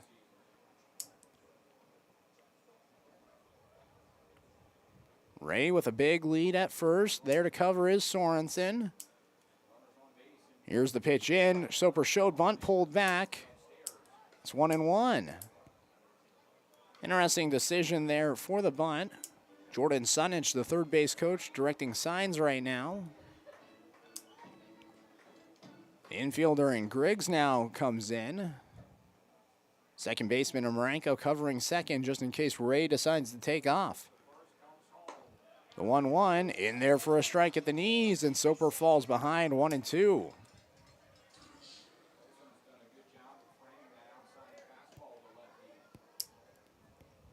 So Splain, the lefty, has a lefty in Soper at the plate. So far, 7 strikeouts for Splain. And the 1-2 misses away, and it's now 2-2.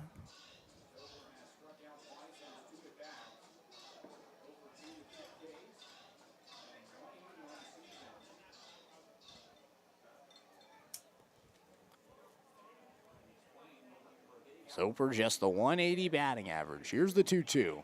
Swing and a miss. And that's the sombrero for Soper. 3 strikeouts. And he gets his 3rd one here in the 5th. 8th strikeout for Michael Splain. It's the 2nd one swinging to Soper. And I'll bring up Dane Frazier with 1 out. And now we're going to see if Johnny Graham, the assistant coach, decides to pull Splain or not. He gives him a fist bump, and looks like he is going to get the reliever. So we're going to step aside and take a break here on the Drifters live stream. 3-2 the score in the top of the 5th. 1 out, runners at the corners.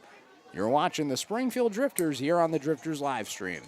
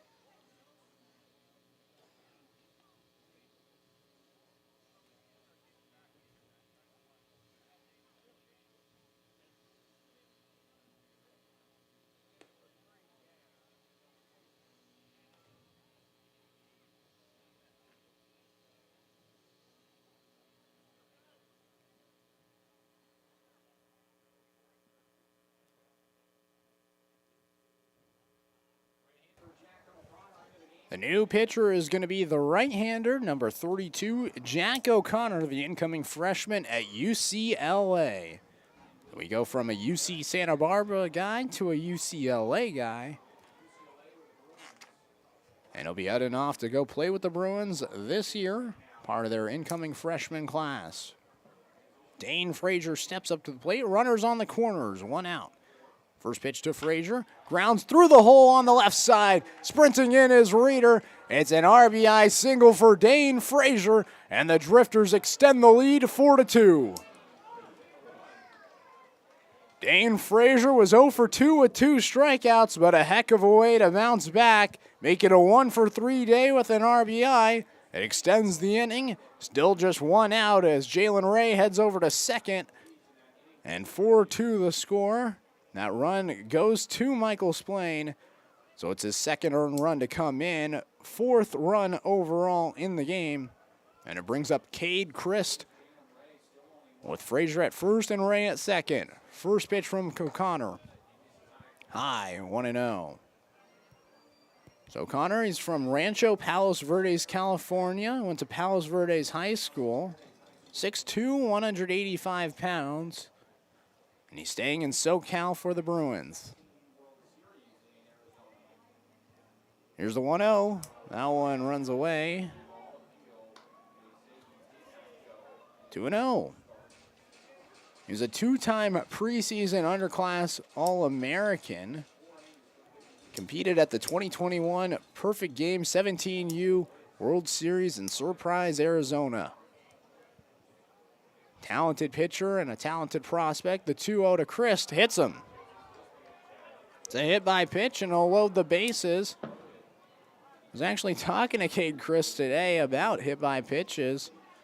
Asked him if he ever leaned into a pitch with Dominic Hellman getting called out on a hit by pitch yesterday, or leaning into a hit by pitch yesterday. Cade Christ said no, he doesn't lean in on pitches, although sometimes he will stay in the batter's box and let it hit him. Right there, it just seemed like that situation where he just lifted his arms a little bit and allowed it to hit him. And it loads the bases now for Jake Dodge, the DH. Dodge today, 1 for 2 with the single. Big moment here with the bases loaded. And he'll drive one into the gap in right field. It gets down. Chris taps on second, digging for third. 1 run comes in. Frazier comes in. The throw goes to second. Sliding in there safely is Jake Dodge. It's a 2 RBI double for Jake Dodge, and the Drifters extend the lead 6-2.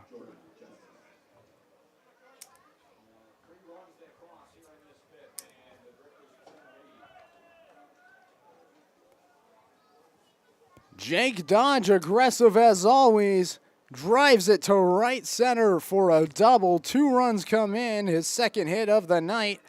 And it brings up Jordan Justice, 2 runners in scoring position, as 3 runs have already come in for the Drifters. First pitch called, a strike from O'Connor. 0-1. So Frazier came in, Ray came in. Standing at second is Dodge, at third is Chris. Here's the 0-1. Justice lines this to left. Going back a few steps is Reed. He'll make the catch. Tagging is Chris. He'll sprint home and get there safely standing up. It's the 4th run of the inning, and it's a sac fly by Jordan Justice. 7-2, the Drifters lead here in the top of the 5th.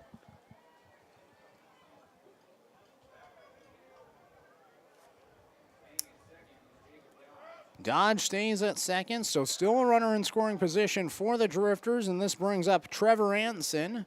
He's 0 for 1 today with a walk and a run.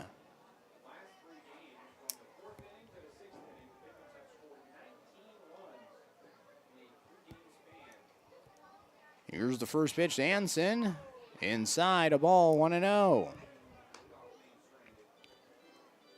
So this is the offense the Drifters have been waiting for. So far, 3 hits in the inning, 6 hits in the game, but 7 runs. They're being able to capitalize tonight. The 1-0. Low and inside, and it's now 2-0. You got to think about this extra insurance right now. You got to think that with Stoffel being the way that he's been throwing today, you maybe take him out in a 3-2 game, but in a 7-2 game, you maybe throw him out there in the bottom of the 5th. 2-0. Anson drives it deep to left center field, going back to the wall, and it's off the ground and off the wall here. Dodge easily trots in. Anson to second. It's an RBI double, and it's 8-2 for the Drifters.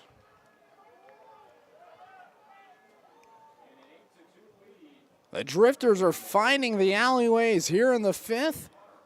8 batters have come up, and now here's the ninth, Ryan Fowler. Already action in the Pippins bullpen as the innings extended. The 4th hit of the inning for the Drifters, 5th hit rather from Anson.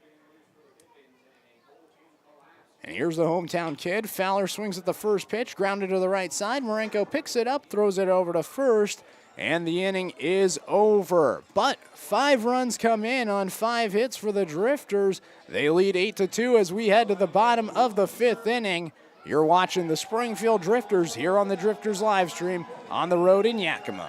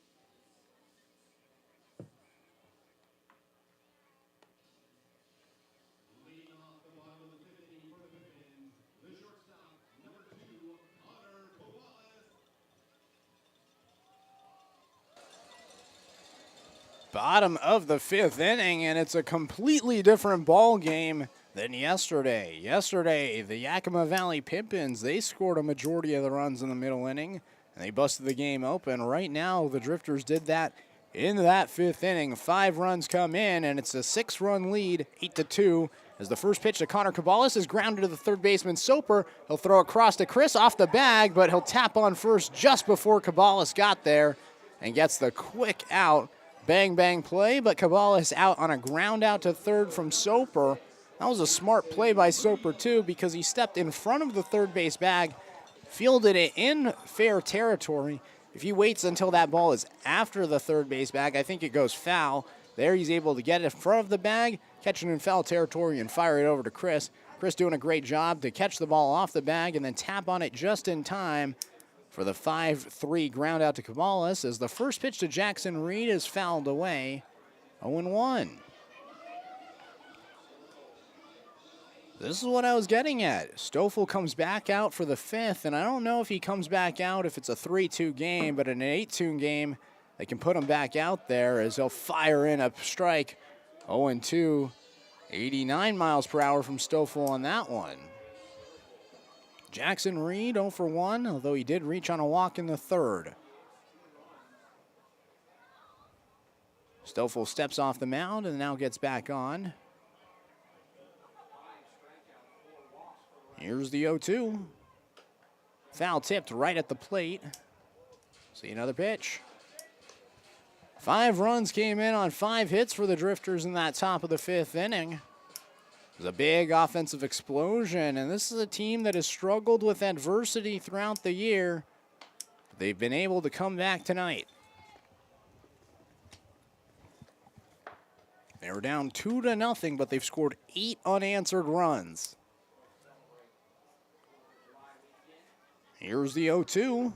That gets over Fowler, the catcher. He's lucky no one's on base, and it's just a ball. 1-2 the count. 1 out, nobody on here in the bottom of the 5th. Stoffel pitching in his 5th inning now. You have 2 runs in the second, and since then he's really settled in. Bounces ball in, and it's now 2-2.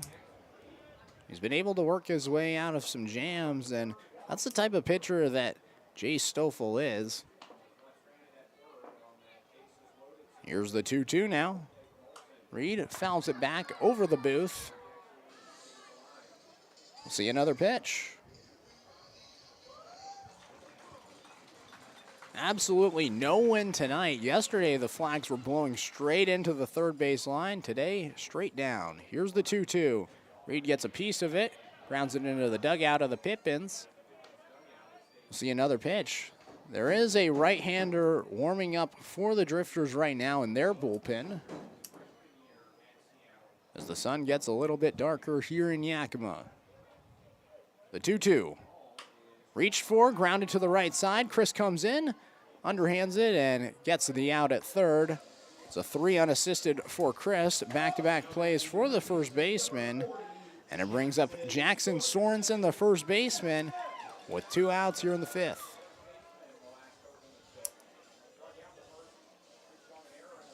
Sorensen up for the 3rd time today. He's 0 for 2.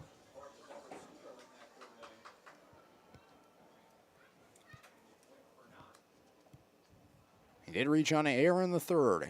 Bottom of the 5th, 8-2, the Drifters lead. Stoffel fires in a pitch, fouled away. 0-1 to Sorensen, 90 miles per hour from Jay Stoffel there, an 0-1.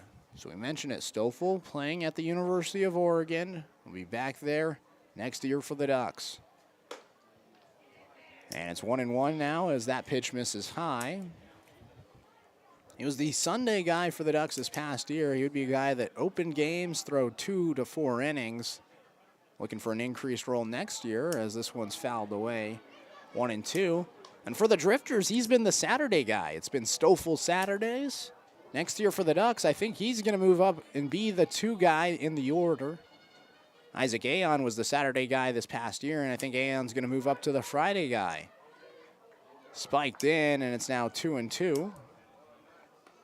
But with Aon moving up, you got to think that Stoffel's going to move to the Saturday guy, and he'll be number 2 in the rotation.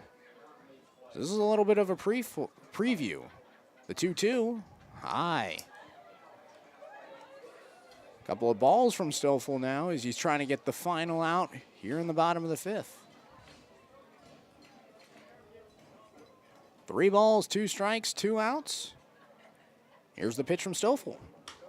Lined right back up towards him, and it gets through to center field. That one almost clipped him, but it narrowly misses him. And Jackson Sorensen's aboard with the base hit. It's got to be scary if you're Stoffel, the pitcher, as that one was off the bat at 80 miles per hour right back to him. Extends the inning, and it brings up Tyler Griggs, the 3rd baseman. Sorensen picks up his first hit of the series after going 0 for 2 yesterday and starting today 0 for 2. Make it a 1 for 3 day. And here's another lefty in Griggs. First pitch to Griggs. Outside, 1-0. Griggs so far, a strikeout of the 2nd, but a walk in the 3rd. Griggs was out on that 6-4-3 double play. The bases loaded in that 3rd inning. It was a huge out for the Drifters.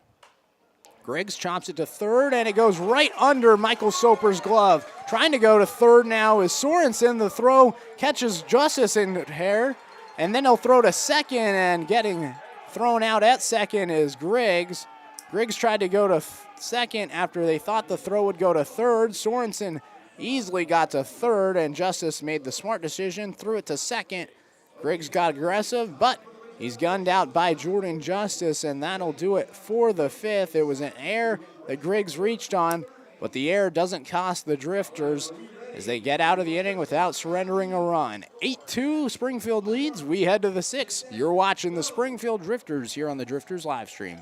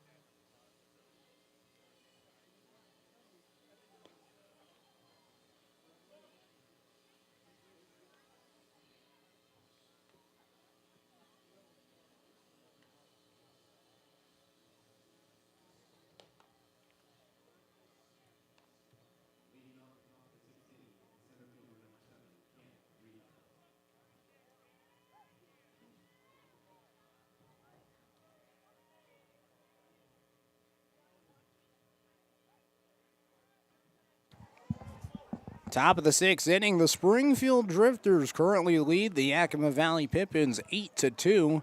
And it's the guy who led off last inning, leading off here in the sixth, Cannon Reeder. First pitch to him, he lines into left for a single. First pitch swinging for Reeder, his second hit overall today. It's a 2-for-3 performance. And it'll bring up Jalen Ray with Reeder at first. Jack O'Connor still on the mound for the Yakima Valley Pippins. Wow, in the distance, we just saw a firework went off. It is 4th of July weekend.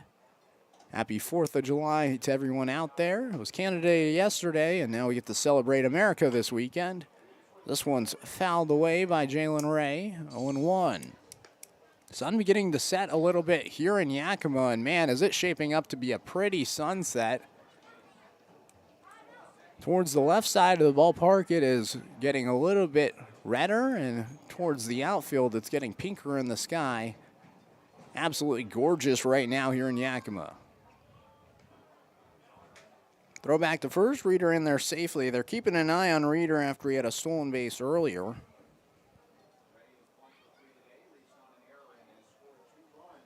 Jalen Ray looks at a pitch inside, 1-1. Jalen Ray had a single last inning of the fifth, but he reached on an error in the third and grounded out in the first. So overall, a 1-for-3 day. But he scored 2 runs today, 2 of the 8 runs. Here's the 1-1 from O'Connor. Fouled away by Ray. 1-2. They love to have Cannon Reeder or Mac Moyer at that 9 spot. Reeder's done a great job today with the 2 singles, and the reason you have that is because you bring up Jalen Ray here and you have a speedy runner at first in Reeder. That's a guy that can really turn the lineup over. Here's the 1-2. Ray hits this towards the alleyway in right field. It just drops down for a base hit. Coming in is McWilliam to cut it off, and Reeder heads over to second. It's a single for Ray. His second overall tonight. Advances Reeder, and now 2 men are aboard for the Drifters.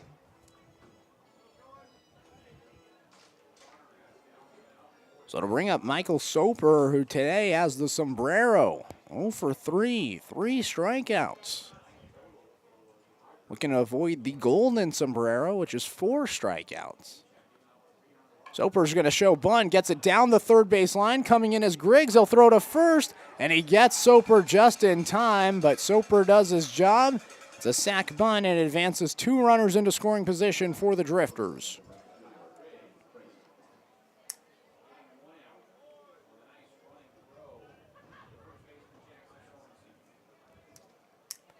So Ray heads to second, Reeder to third, and he'll bring up Dane Frazier with 1 out in the top of the 6th. 8-2, the Drifters lead. Frazier had an RBI single last inning in the 5th. That broke an 0-for-2 day with 2 strikeouts. First pitch to Frazier, swings it, fouls it away, and it's 0-1. Frazier going to be heading off to Oklahoma Wesleyan next year. It's one of the top NAIA schools in the country. I was reading a little bit about Oklahoma Wesleyan today. The closest town is Tulsa, which is over an hour away. It's really out there in Oklahoma. As Frazier hits this deep towards right field, going back is McWilliam, and it's over his head and off the wall. Frazier's digging for 2. Reeder's going to score. They wave Ray. He'll come in to score. It's a 2 RBI double for Dane Frazier, and it's 8-2, no more. It is now 10-2 for the Drifters.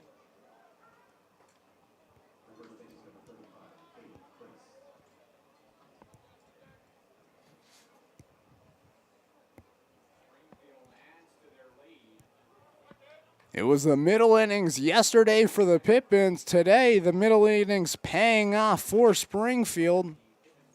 They scored 5 last inning, and they've scored 2 so far here in the 6th. Brings up Cade Christ with Frazier at second after the double. First pitch to Chris, and a balk is going to be called. So the pitch doesn't count. Heading over to third is Frazier. Frazier now 2 for 4 today with 3 RBIs. Jalen Ray picked up his third run, and Cannon Reeder also picking up his third run. It is the top of the 6th inning, 10-2 the score. The Drifters currently leading. Pitch inside. 1-0.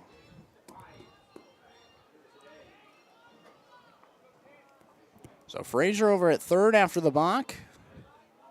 And here's Cade Chris, who today was hit by a pitch and had a double. Fouls this one off, and it's now 1-1. 86-mile-per-hour pitch from O'Connor. There's a right-hander warming up for the Pippins. Looks like it's the right-hander Gavin Matson. We'll see when they decide to bring him in. Infield is in for Yakima Valley, hoping to prevent any more runs from scoring. Pitch into Chris inside, and it's 2-1.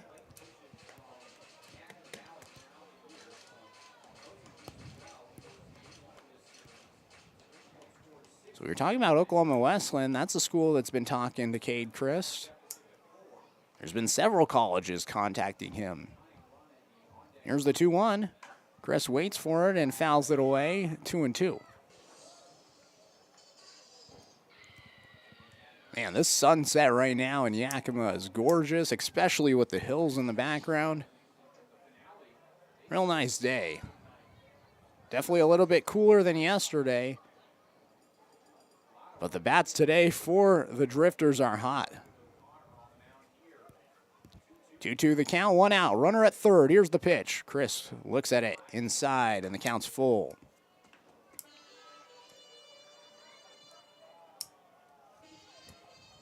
It's been an explosive day offensively for the Drifters, and this team, I think the big thing is consistency. They've been very inconsistent this season, trying to get more consistent as Chris flares one to Marenko at second. He catches it on a diving play, and Chris is retired. It's an L4 on the score sheet, and it'll bring up Jake Dodge, the DH, with Frazier at third. It's a nice play by Marenko, the second baseman.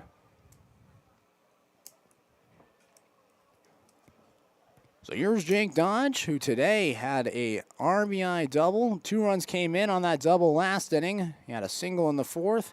Grounded out before that, a 2-for-3 day. As the first pitch in, called the strike, 0-1.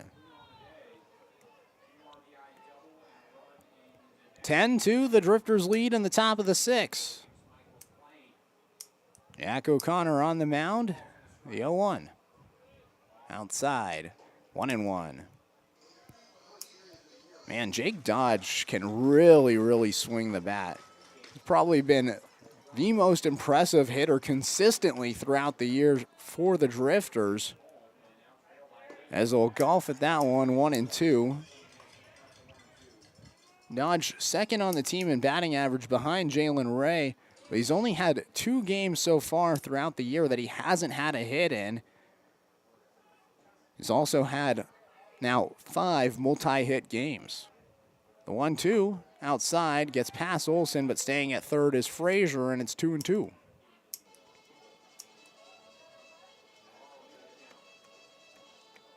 Sixth batter of the inning for the Drifters. Looking to keep extending the inning and the lead. It's an 8-run game at this point. 10 hits for the Drifters. The 2-2. Got him looking. Dodge is rung up on the outside part of the plate. That leaves Frazier stranded at third. And we'll head to the bottom of the 6th inning, but not before 2 more runs can come in on the 2 RBI double from Dane Frazier. 10-2, Drifters lead. And now we have a new pitcher coming in for the Drifters. It's going to be Eli Holbert. So Peaches will come out for the bottom of the 6th. You're watching the Springfield Drifters here on the Drifters live stream.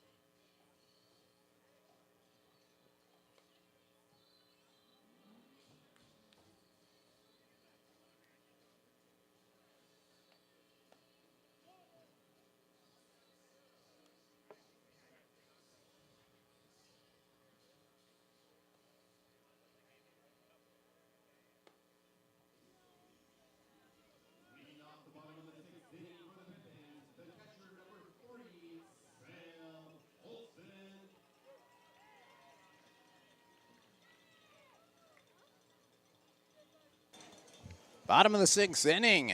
Sam Olson, Owen McWilliam, Spencer Shipman, 6, 7, 8. Due up for the Yakima Valley Pippins. Facing off against the new pitcher in Eli Holbert, the right-hander from Everett Community College. He replaces Jay Stoffel, who went 5 innings, gave up 4 hits, 2 earned runs on 3 walks, but he had 5 strikeouts and only gave up those 2 runs in the second. Was able to work scoreless 3rd, 4th, and 5th, and that was huge for the Drifters. First pitch from Holbert, fouled away, 0-1. Holbert this year, this is his 7th outing. He's 0-2 with an 11.04 ERA. He's only thrown a total of 7 1/3 innings, 8 strikeouts, 5 walks, 12 hits, but he also has 1 save. So he'll throw a pitch outside, and it's 1-1. That one from Holbert came in at 93 miles per hour, and that's exactly what you're going to get from who the players love to call peaches, as the 1-1 high, 91 miles per hour, 2-1. Holbert is a guy that throws really, really hard, has a really strong fastball. It'll be a little bit of a change of pace from Stoffel. Here's the 2-1. Swing and a miss from Olson, and it's 2-2. So Holbert, his last time out, it didn't really go his way. He came in after Stoffel in that game a week ago against Walla Walla. Came in, allowed 3 hits and 1 earned run. Did get a strikeout as Olson lines us right to Anson at second. And the first out's recorded on an L4. But going back to Holbert, he gave up that 1 run, and that's what ended up costing the Drifters as they fell to Walla Walla 1-0 at home. It was a tough loss for Springfield after they won game number 1, 7-2 against the Sweets. They had momentum. It was a 0-0 game through 6, and then Holbert came in the 7th, gave up the run. That was it for Walla Walla to win. Swing and a miss from Owen McWilliam, who today is 0 for 1 with a strikeout and a walk. Facing in against the right-hander in Holbert. Here's the pitch. Lined out towards right field. Frazier goes back a few steps, makes the catch. And McWilliam is retired for the 2nd time today. I'll bring up Spencer Shipman, the DH.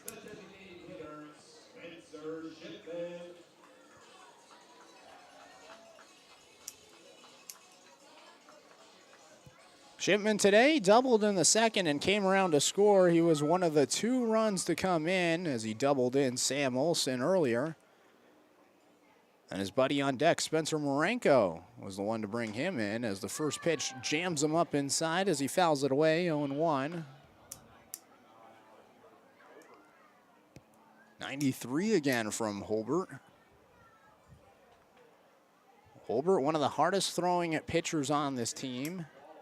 He's a real quiet guy when you're around him. As the 0-1 outside, 1-1. 95 on that one from Holbert. He's a guy that's really quiet. He wears glasses when he's not on the field and wears camo Crocs. Just kind of keeps to himself. Does him. 1-1. In there for a strike, and it's 1-2. He's originally from Sherwood, Oregon, before making the trip up north to Everett Community College. There he's coached by the pitching coach of the Drifters, Keith Hessler, who's the pitching coach at ECC. Here's the 1-2. Fastball 94 miles per hour away. It's 2-2, and man, that fastball has a spin rate of 2,400. It's a real high spin rate for a fastball.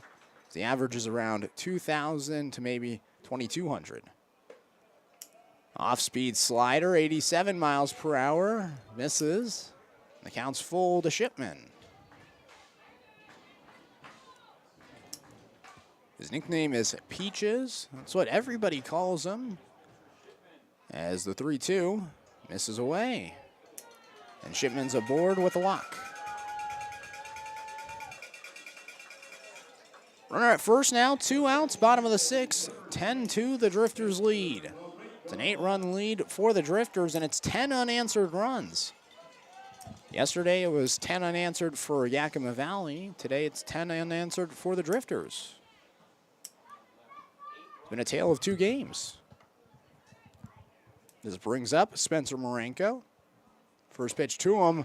Holbert blows it right past him. 0-1. I'll call him Peaches because he was originally from Georgia before moving to Sherwood, Oregon. He was playing football at the time, went to a camp at the University of Oregon. One of the coaches named him Peaches, and it stuck. 0-1 inside, 1-1. I don't know if I've heard a single person refer to him as Eli. As now Fowler's going to go into the dugout. I think he's calling times. I think he has to change his glove.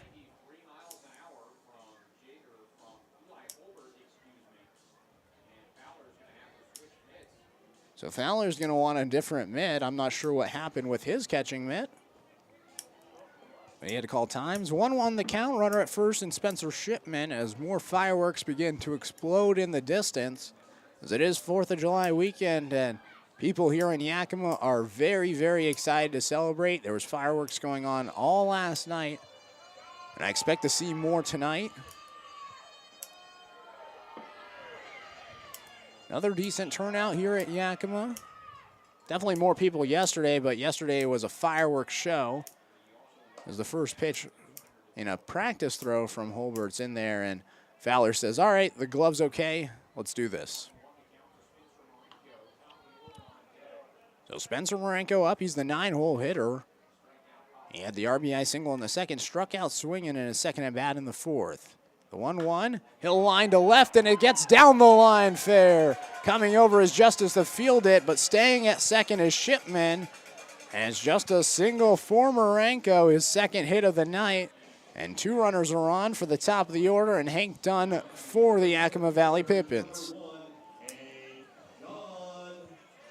Only the 5th hit of the night for the Pippins. And he extends the inning. They have a little bit of a 2-out rally. Holbert going to have to work himself out of this inning and get that final out.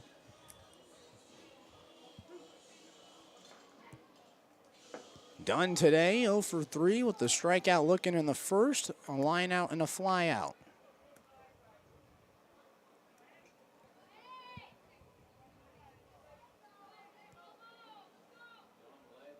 First pitch, fouled away, and it's 0-1. Hank Dunn going off to Gonzaga next year, but played a couple of years at Yakima Valley College. His teammates there with a few other guys for the Drifters. Dane Frazier, who's having a great night today. He's a YVC guy. Ryan Hayes, another guy for the Drifters, who's currently battling his way back from injury as that one's outside 1-1. Hayes should be back with the Drifters for this upcoming series against Victoria. That'll be in Springfield. I'll have games Monday, Tuesday, and Wednesday in Springfield against the Harbor Cats. Fouled away, 1-2. Dunn was really, really good at YVC this past year. In fact, he actually led the NWAC in batting average. It was a big reason why Gonzaga called. But he just hasn't had the same success here in the WCL. Only a .234 batting average. 1-2 the count, 2 outs, 2 runners on. Here's the pitch from Holbert. Fouled away. We'll see another pitch. 91 miles per hour from Holbert there. We've seen him top out at 95. Hit him 93 a couple of times, but about 91 has been the average.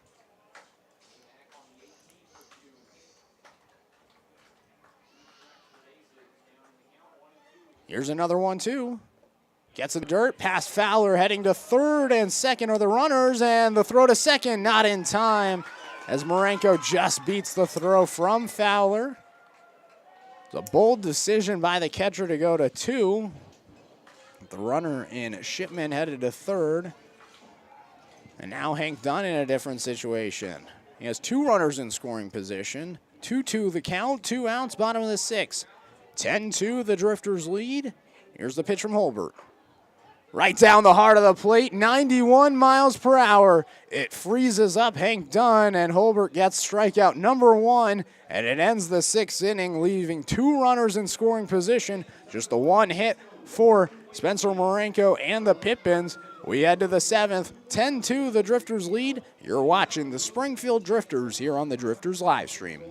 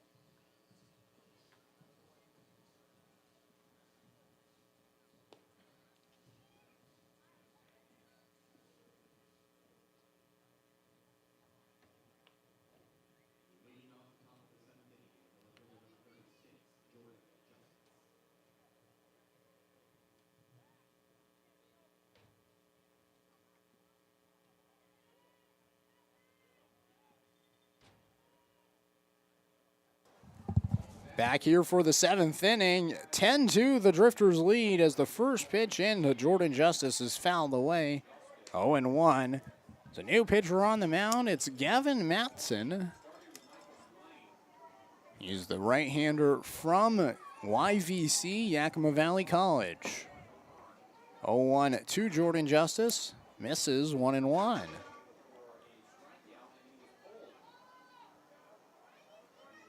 So pitcher in Matson comes in for the pitcher in O'Connor as Justice swings right through it. 1-2. O'Connor went 1 2/3, allowed 6 hits, 5 runs, did strike out 1. Didn't walk any batters. That is the plus side for O'Connor. But it's definitely going to inflate that ERA as Justice stays alive, fouls off the pitch. 1-2. So Gavin Matson, he's from Kennewick, Washington, before heading off to Yakima Valley College. Didn't play in any games this past year at YVC. The 1-2 to Justice. In the dirt, breaking ball, 2-2. 70 miles per hour with a 2,300 spin rate there from the pitcher in Matson. And here's Jordan Justice with a 2-2 count, nobody out. Pitch high, and it's now 3-2. Jordan Justice is on a 5-game hit streak, but today he had a sac fly and 2 strikeouts. Here's the 3-2. Waits for, fouls it off. See another pitch.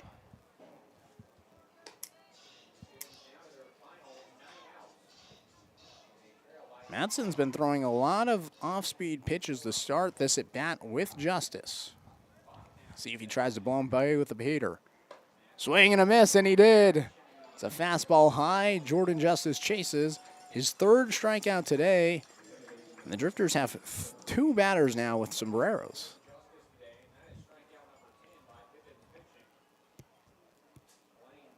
So the Drifters have 10 hits today, but they also have 10 strikeouts. So you have to weigh the pluses and minuses. It's been aggressive, but it's paid off. First pitch to Trevor Anson, curveball in, 74 miles per hour on the outside part of the plate, called a strike, 0-1. Trevor Anson, his last time up, he had an RBI double.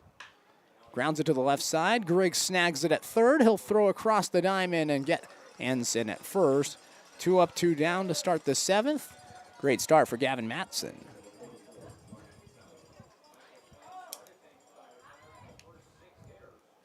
So bring up Ryan Fowler, the Yakima native.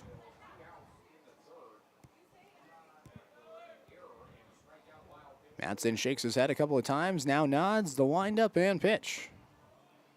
This is 1-0. Matson, you'll see about a 84, 85 mile per hour fastball. His curveball and sliders around 71 and 74. That fastball is 85 outside, 2-0. Changeups in the high 70s, 76 to 79. So a 3-pitch type of guy. The 2-0, grounded up the middle, coming over is Marenko, the second baseman. He'll throw over to first and get Fowler. 3 up, 3 down for the Drifters in the 7th.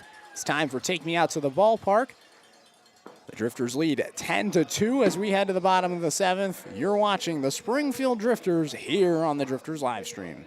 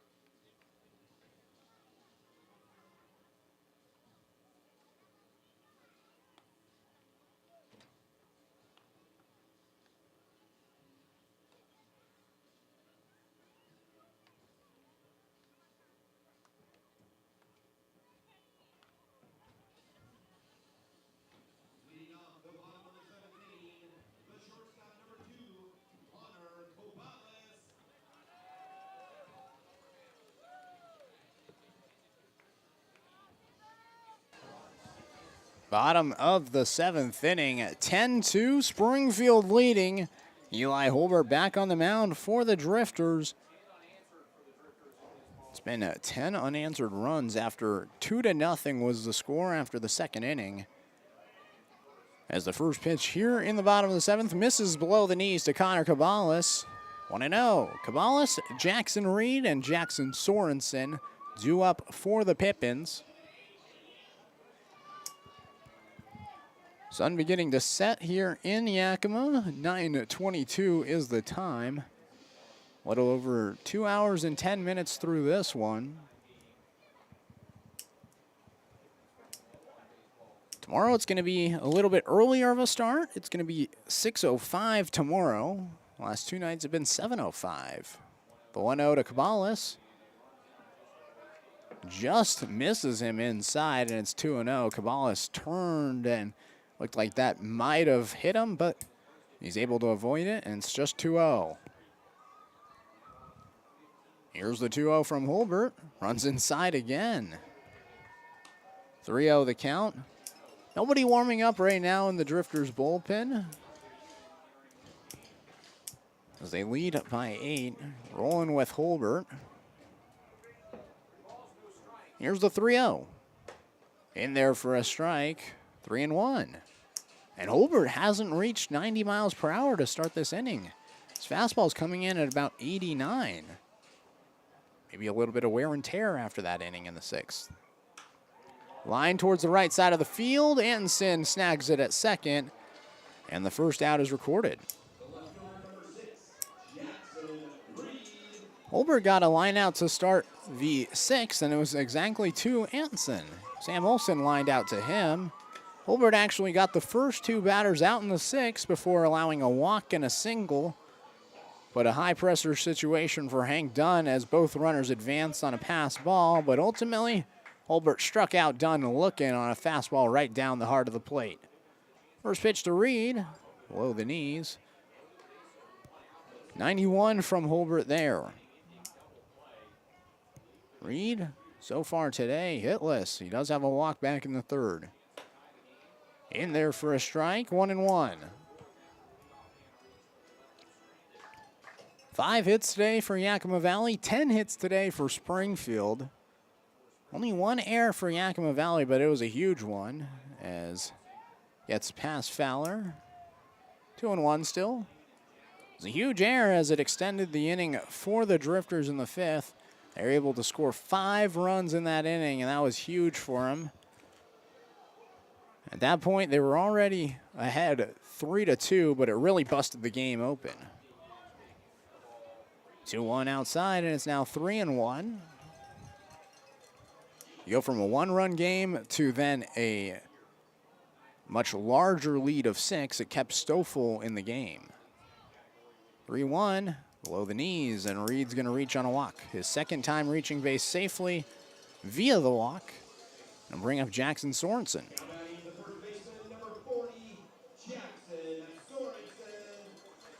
Sorensen today had a single in his last at-bat in the 5th. Prior to that, a strikeout and reaching on an error. Runner at first, 1 out, bottom of the 7th. 10-2 the score. The Drifters currently lead. First pitch from Holbert, 89 outside, 1-0.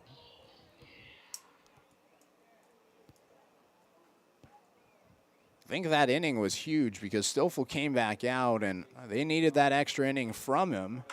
As Sorensen sends this towards center field, Reeder catches it in the alleyway, slides, he'll get up. They're going to try to get the runner at first, sliding in just before the throw came in was Reed, but the throw got past Cade Christ at first.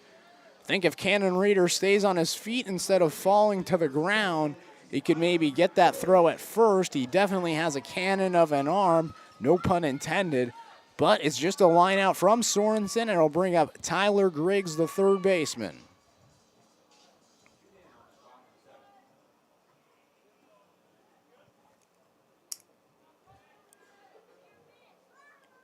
So it's an L8 for Sorensen, and it'll bring up Tyler Griggs, who today struck out in his first at-bat, walked, and then reached on an error.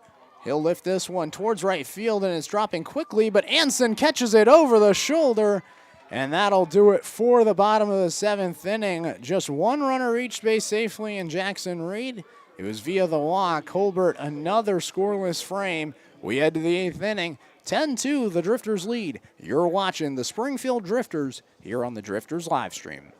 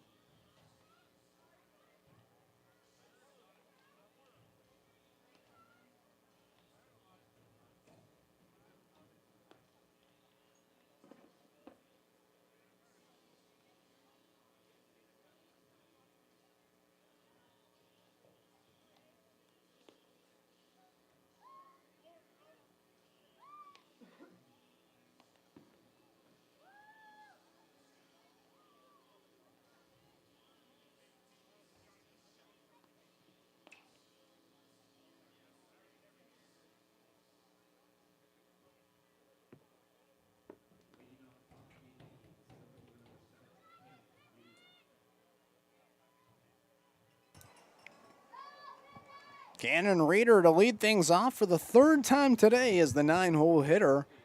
It's him, Jalen Ray, and Michael Soper. 9, 1, and 2 due up for the Drifters as they lead 10-2 here in the 8th. Gavin Matson still on the mound as the first pitch to Reeder in there for a strike, 0-1. Reeder today has reached base safely all 3 times he's come to the plate. He has 2 singles and a fielder's choice that he hit into, 3 runs overall. His pitch runs away, 1-1.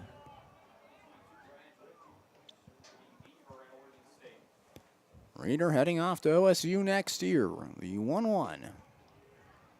Outside, 2-1.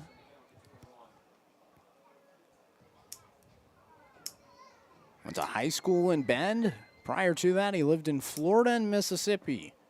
2-1. In there for a strike, 2-2 as a firework goes off in center field. Initially, at the beginning of the year, Reeder was like, I'm from the Deep South. And I said, Florida is not the Deep South, before he informed me he was born in Mississippi. But he'll go down on a swinging strikeout. Got a piece of it, but catching it was Olsen, the catcher. It's a strikeout for Reeder. Second strikeout overall for Matson. And it brings up Jalen Ray here in the 8th. Jalen Ray, similar to Cannon Reeder. He reached base safely 3 times. Prior to reaching base safely 3 times, he grounded out, but 3 runs for Ray. High from Jalen Ray, 1-0.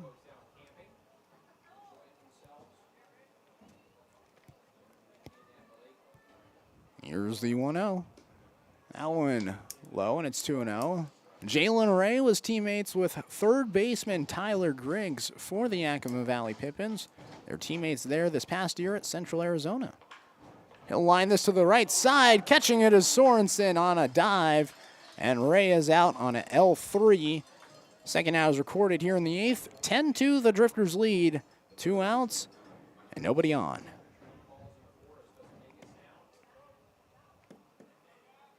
This brings up Michael Soper today, who's 0 for 3 with 3 strikeouts and a sac bunt.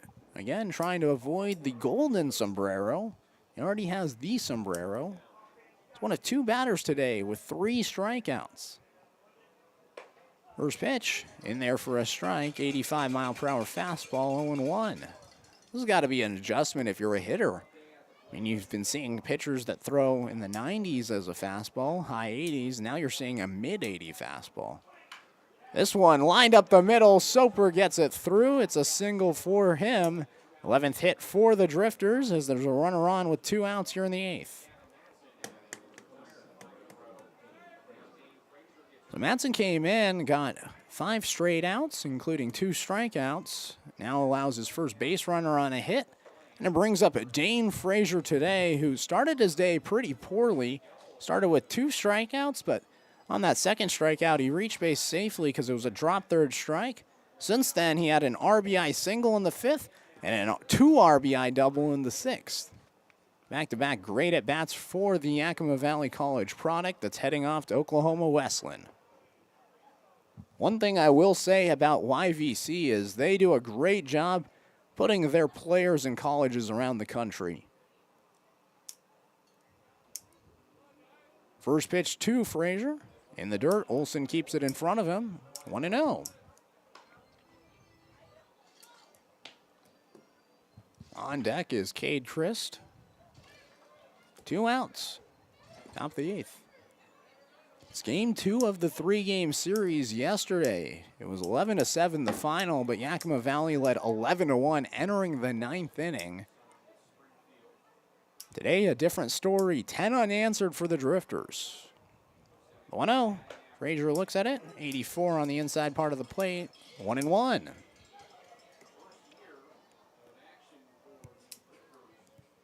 Not sure who to give the player of the game to today if the Drifters do end up hanging on. There's a few guys in mind, but I think Dane Frazier is leading right now.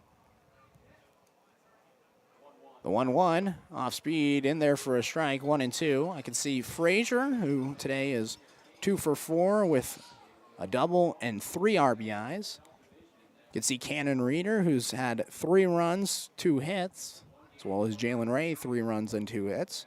Stoffel had 5 innings of just 2-run ball. with a very impressive strikeout today. 5 of them as the runner goes. Frazier breaks his bat, flares it out to right. It gets down. Soper going to third, and Frazier gets another hit today. He's 3 for 5 now. Maybe that solidifies his player of the game talk. It advances Soper first to third on the hit and run that Frazier exploded his bat. And it brings up Cade Christ. You at home can comment in the chat. Who do you believe should be player of the game today? Right now, Frazier, 3 for 5, 3 RBIs. Reeder and Ray reaching base safely 3 times with 3 runs. Stoffel, the 5 innings of 2-run ball, which was huge today. Comment who you think should be the player of the game, and maybe they will be today's player of the game. Cade Christ coming to the plate. A double in the 3rd, hit by pitch in the 5th. Lined out in his last at-bat. Fouls off the first pitch to him. 0-1. Prior to the double, he did ground out, but it was an impressive double off the wall for Cade Christ, who continues to swing a very powerful bat. The TCC product that's currently fielding college offers. The 0-1 in there for a strike, and it's now 0-2. Got to talk a lot with Cade Christ today. Him and I have been rooming together on this trip. Been pretty cool, chatting it up.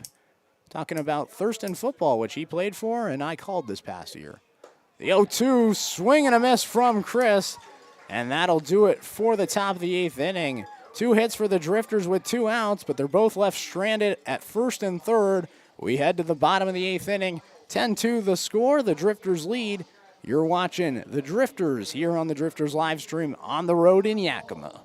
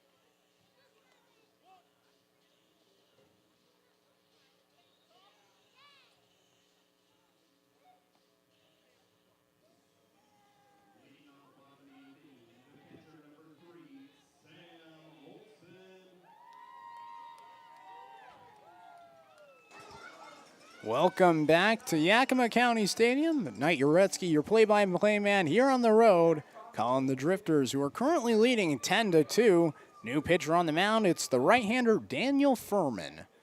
First pitch from Furman, fouled away by Sam Olson. And it's 0-1. Furman comes in for Eli Holbert, who had a pretty good day out of the pen. He topped 95 miles per hour. Sat around 91 to 93, and it was a hard-throwing day for the right-hander. Furman fires a pitch that is check swung. It did not go as Olson, and so it evens it out 1-1. For Holbert, he ended up walking 2 batters, ended up giving up only 1 hit. He got one strikeout, but 0 runs came in that 6th and 7th inning, and it leads the way for Daniel Furman here in the 8th. 2-1 now from Furman. Sam Olson, Owen McWilliam, Spencer Shipman due up for the Pippins. Here's the 2-1, skied in the air by Olson, slicing into foul territory, heading its way near the seats, and it falls in the seats. 2-2. So we go from an ECC guy to now a Bushnell Beacon. Daniel Furman, part of the founding class of Bushnell student athletes this past year. As Bushnell started their baseball program. Play at Hamlin Sports Complex where the Drifters play, and their head coach is Drifters head coach Tommy Richards. There's a lot of synergy between the two programs. Furman, one of them. The 2-2 runs away, and it's now 3-2. This is Furman's 5th outing of the year. He's 0-1 and has an 18.00 ERA. He has 2 scoreless one-inning performances, but he also has 2 4-run performances in an inning. But he starts his day with a strikeout here as he gets Olson chasing. First out is recorded here in the bottom of the 8th. 10-2, the Drifters lead. 12 hits today for Springfield, just 5 for Yakima Valley. And it was a big 5-run 5th for the Drifters. Strikeout number 5 on the year for Daniel Furman, as it brings up Owen McWilliam, the right fielder. First pitch grounded right up the middle, and it gets its way into center field. It's a single for McWilliam, his first hit of the day, and puts a runner at first with just 1 out here in the 8th. So Furman, it's been every other outing he's given up the runs. So his first outing, 0 runs against Cowlitz, then 4 runs against Wenatchee, 0 runs against Bend, and then he just pitched against Corvallis in that 14-2 loss all the way back on Wednesday. Now pitching here today on Saturday. First pitch to Spencer Shipman inside, 1-0. Spencer Shipman, the DH from YVC, transferred there this past year after going to the University of Portland. Swing and a miss on the pitch from Furman, 1-1. Shipman went to the University of Portland, had 3 starts as a freshman this past year. Ultimately, though, he ended up hitting just .059, and it led to his transfer to YVC. The 1-1, lined on the ground, backhand by Ray. He'll go to 2 for 1. They go to first. Not in time, but it's a nice play by Jalen Ray on the infield. I was not sure he was going to get McWilliam at second, but it was a heck of a play on the backhand to turn it to 2.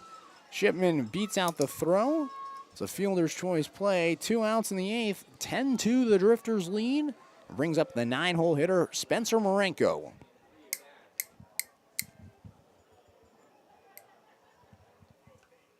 First pitch to Marenko. Misses, 1-0. Marenko, this past year at Yakima Valley College, he was second on the team in batting average, just behind Hank Dunn. The 1-0, driven deep to left field. Going back is Justice, and he looks it up. It's off the wall. They're waving the runner in Shipman. The throw not going to come in time. It's an RBI double for Spencer Marenko, his 3rd hit overall today, and he crushed that to left.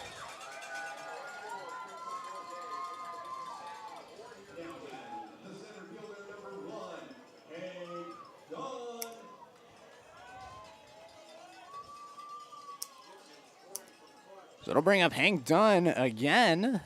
It's the 5th time up for Hank Dunn, but he's 0 for 4 today. 10-3 the score as the run comes in on the RBI hit from Marenko, his 2nd RBI hit today. Furman trying to get that final out here in the bottom of the 8th. Pitch inside, and it's 1-0 to Dunn. Dunn has struck out twice. This summer continues to just not go his way. Yesterday he went 1 for 3 with 2 walks and a run, but not nearly as good as the season he had this past year at Yakima Valley. Fouls this one back. It's the netting, 1-1.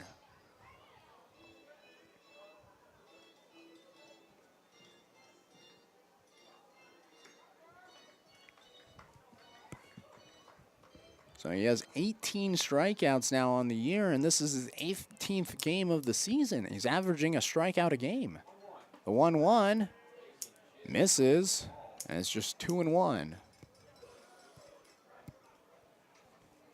So I was talking about earlier when I slipped in center field, ended up having to take off my shirt because it got absolutely drenched in water. Daniel Furman, the man on the mound, he throws a 2-1 inside, 3-1.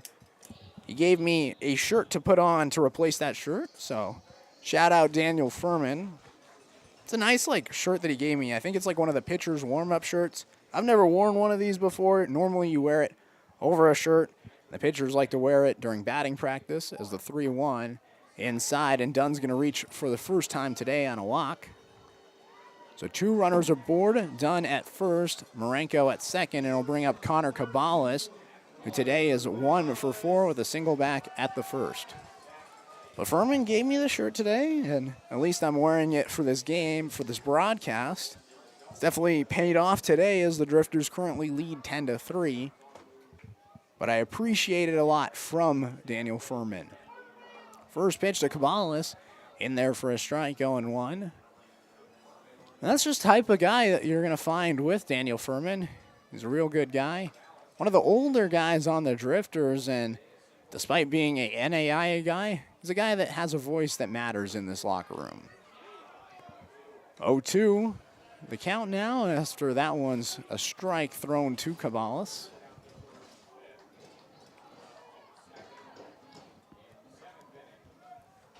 Two runners on, 2 outs, bottom of the 8th. 10-3 the score, the Drifters lead. Here's the 0-2. Bounces in. It's 1-2. Furman started his career at Lower Columbia College. He then headed to Springfield, technically Eugene to go to Bushnell, but Springfield where Bushnell's baseball team plays, and now plays for the Drifters in his home ballpark. I believe this is going to be the final game for Daniel Furman in a Drifters uniform. As after this series, he'll be heading home to Olympia, Washington, and he'll be working at a sub shop. Initially, he was going to get the later part of the summer off due to rehabbing a back injury, but his back feels fine, but he already accepted a job. The 1-2 misses, and it's now 2-2.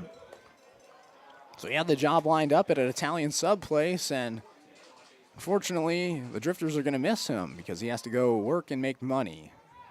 Hopefully, though, we'll get him to bring him back and get on color commentating again. It's now 3-2 after that pitch missed high and inside. We had Furman on for one broadcast, and he had a lot of fun doing color commentating. He may be working 5 out of 7 days a week in Olympia, but if he could come down for a game, do some color commentating, be a fun time to have him. 3-2 as both runners goes. Cabales swings and skies this towards center field. It's dropping quickly. They're converging in center, and Reeder drops it in center. 1 run scores. There's nobody at second. Another run scores. 2 runs come in as 3 players in the outfield, Reeder, Ray, and Anson, were all left in no man's land. Cabales just skied it high in the air, but 2 more runs come in, and it's a 5-run game.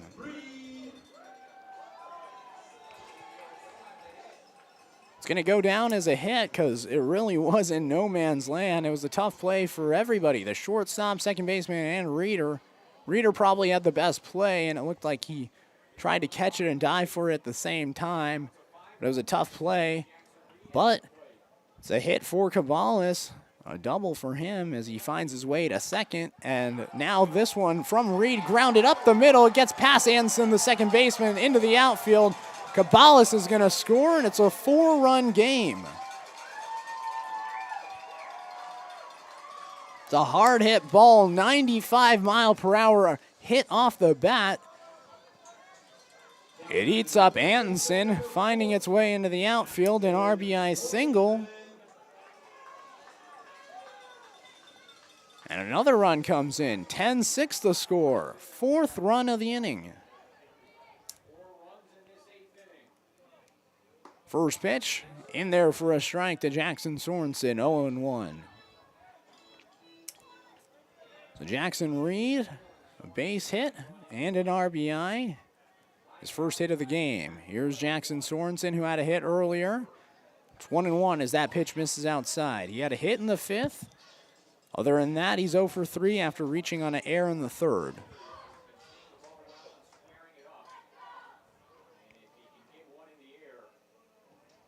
Here's the 1-1. Sent out towards left center field. Reeder sprinting into the gap. He's under it, calls it off, makes the catch, and the inning is over. But 4 runs come in on 4 hits by the Yakima Valley Pippins. It's a 4-run game as we head to the ninth. 10-6 the score. The Drifters lead. You're watching the Springfield Drifters here on the Drifters live stream.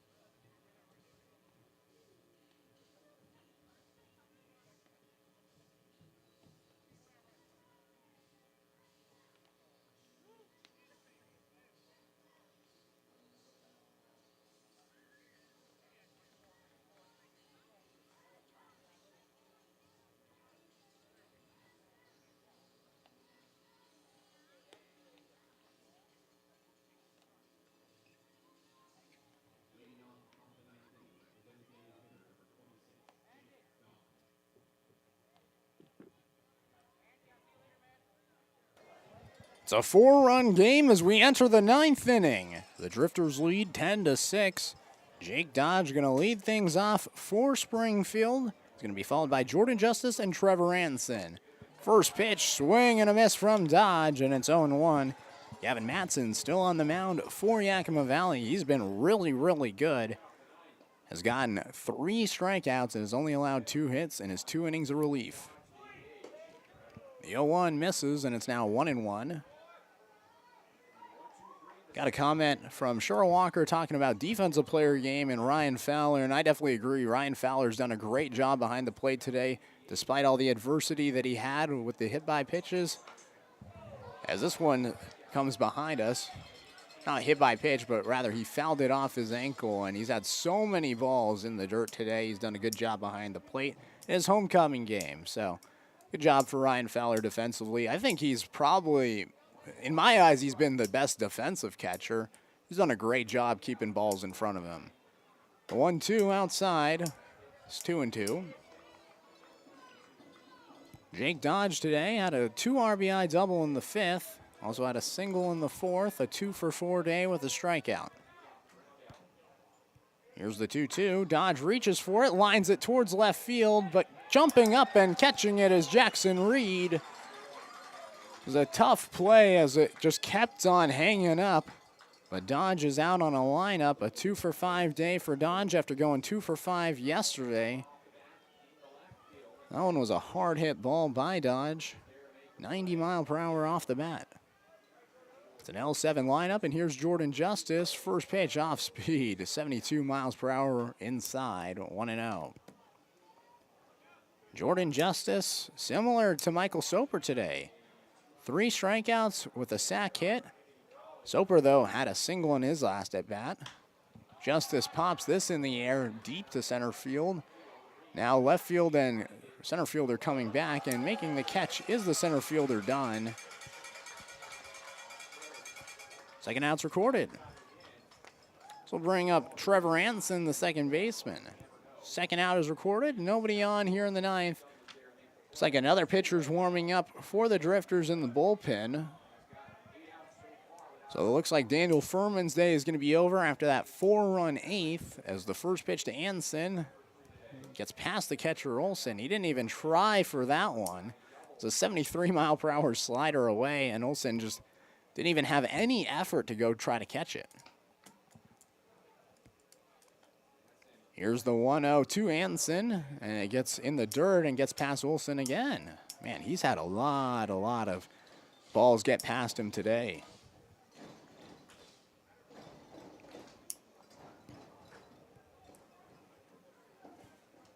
Here's the 2-0.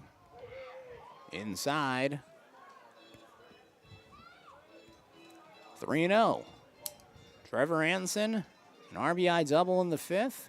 Also reaching a walk, a 1-for-3 day. Sees a strike, 3-1.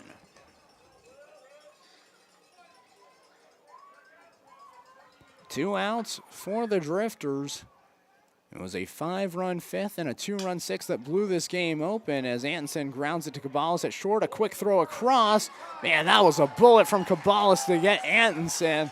And that's why he was the WCC Defensive Player of the Year. 3 up, 3 down for the Drifters in the top of the ninth. And it looks like a new pitcher's coming in to close the game. We'll find out who it is on the other side of this break. The Drifters leading at 10-6 here in Yakima. You're watching the Springfield Drifters on the road here in the Yakima Valley.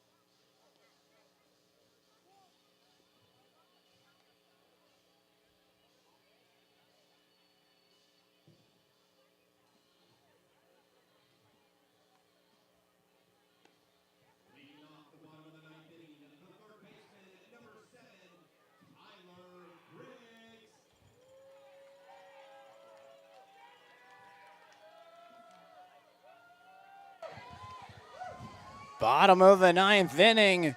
New pitcher on the mound, number 24, Ryan Escover. He'll come into the game trying to close the door for the Drifters. He'll face off against Tyler Griggs, Sam Olson, Owen McWilliam due up for the Pippins. First pitch to Griggs, high from Escover, 1-0. Escover comes in for Daniel Furman, who threw 1 inning, gave up 4 hits, 4 runs on just 1 walk and 1 strikeout. Now it's the right-hander from Sammamish, Washington. As the 1-0 misses, it's 2-0. Escover goes to Shoreline Community College, and this season with the Drifters, he's 0-1. But but has a 1.86 ERA. This is his 7th outing of the year. As that one's in there for a strike, 2-1. In his 6 outings so far this year, he has yet to give up a run except for one game. Against Bend, he gave up 2 runs on 2 hits. Griggs sends this towards center field. Reeder sprinting after it in the left field alley, and he'll make the catch, and Griggs is retired. Tyler Griggs today, an 0 for 4 day after that one. So bring up Sam Olson. Today's been a poor day for Sam.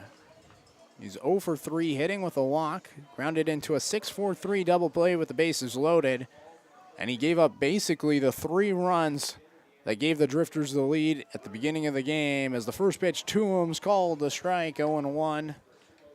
It was that 3rd inning where several pass balls extended the inning and gave the Drifters some runs, but Olson gets a hit here, keeping the Yakima Valley Pippins' hopes alive. We'll bring up Owen McWilliam, the right fielder. Runner at first, 1 out, bottom of the 9th. Escover, not a guy that gets a lot of strikeouts. Just 5 overall in his 6 outings. And there's going to be a pinch hitter now. So McWilliam came out, and then they decided to go with a pinch hitter. It's going to be Luke Rolliter.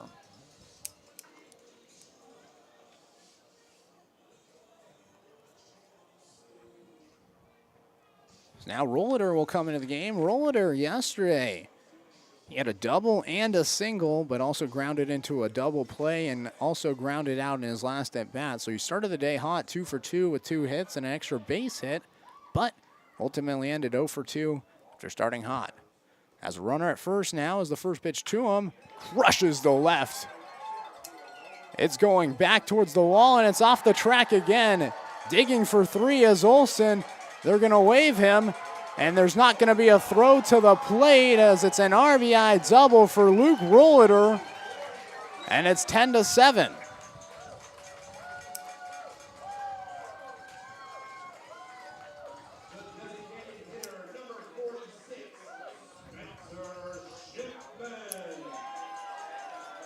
So Rolliter comes in, provides a double on the first pitch to him. And here's Spencer Shipman with a runner in scoring position. It's a 3-run game, and the Drifters are going to warm up somebody else quickly just in case Escover can't get out of this one. So here's Spencer Shipman. Pitch misses high. 1-0. Shipman earlier had an RBI double in the second, but since then flew out, reached on a walk, and then reached on a fielder's choice that he scored on last inning in the 8th. So up for the second time in 2 innings. Looking to drive in some runs, keep the Pippins in it. He'll fly this one foul. It's 1-1.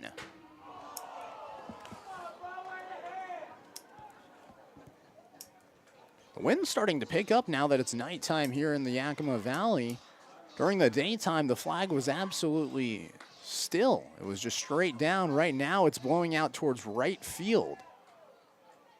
The first time we've actually seen the flags blowing the opposite way from the field. Here's the 1-1. Fouled up in the air. Is it going to stay in Fay? And it falls foul into the stands.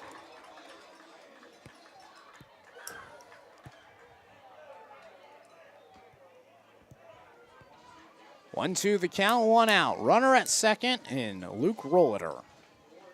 Spencer Shipman, the DH, at the plate. Shipman looking for a big hit here. 1-2 the count. Escover looking for his second out. Here it is, the pitch outside. 2-2. There's a slider away from Escover. It evens it out. On deck is Spencer Marenko. He's the second baseman today, as the Spencers are the 8 and 9 hole hitters for the Pippins. Spencer squared, you could say.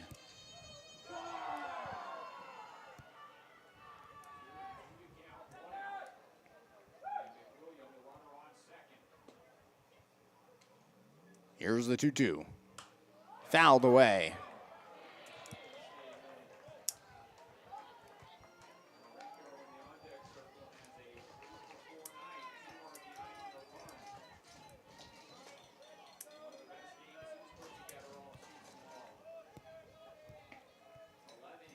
High intensity moment here for Spencer Shipman. It's a 3-run game. Runner in scoring position. Here's the pitch. Swing and a miss. 72 miles per hour on the off-speed pitch from Ryan Escover. And he gets a big strikeout for out number 2. Brings up Spencer Marenko.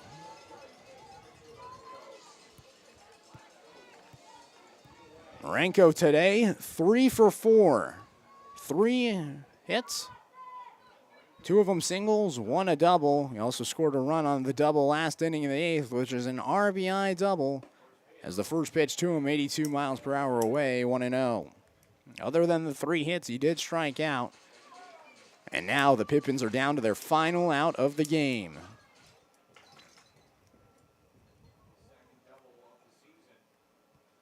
Here's the pitch. Line to left field, going over and not making the catch is the newly inputted Kleckner.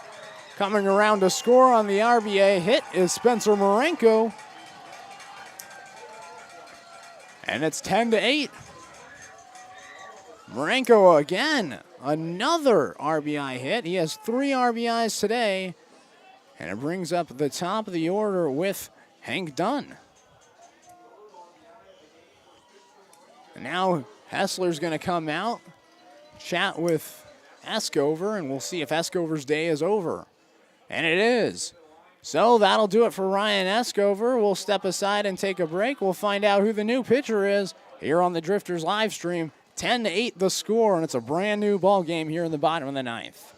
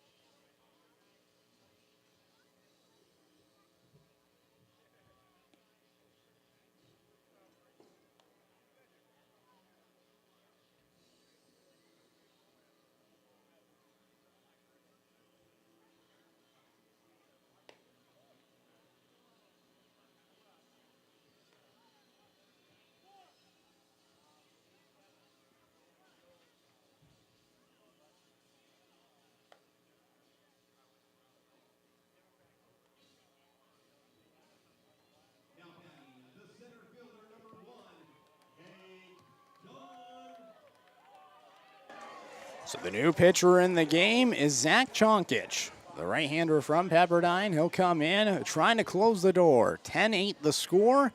Yakima Valley trying to make a last-inning press to try to come back against the Drifters as the right-hander from Pepperdine comes set. And the first pitch into Hank Dunn, lined right back up the middle, but a diving play is made at second by Anson, and that'll do it. It was just one pitch from Chonkich, but the Drifters hang on and they win 10-8 in a game that was pretty wide open for a majority of the way.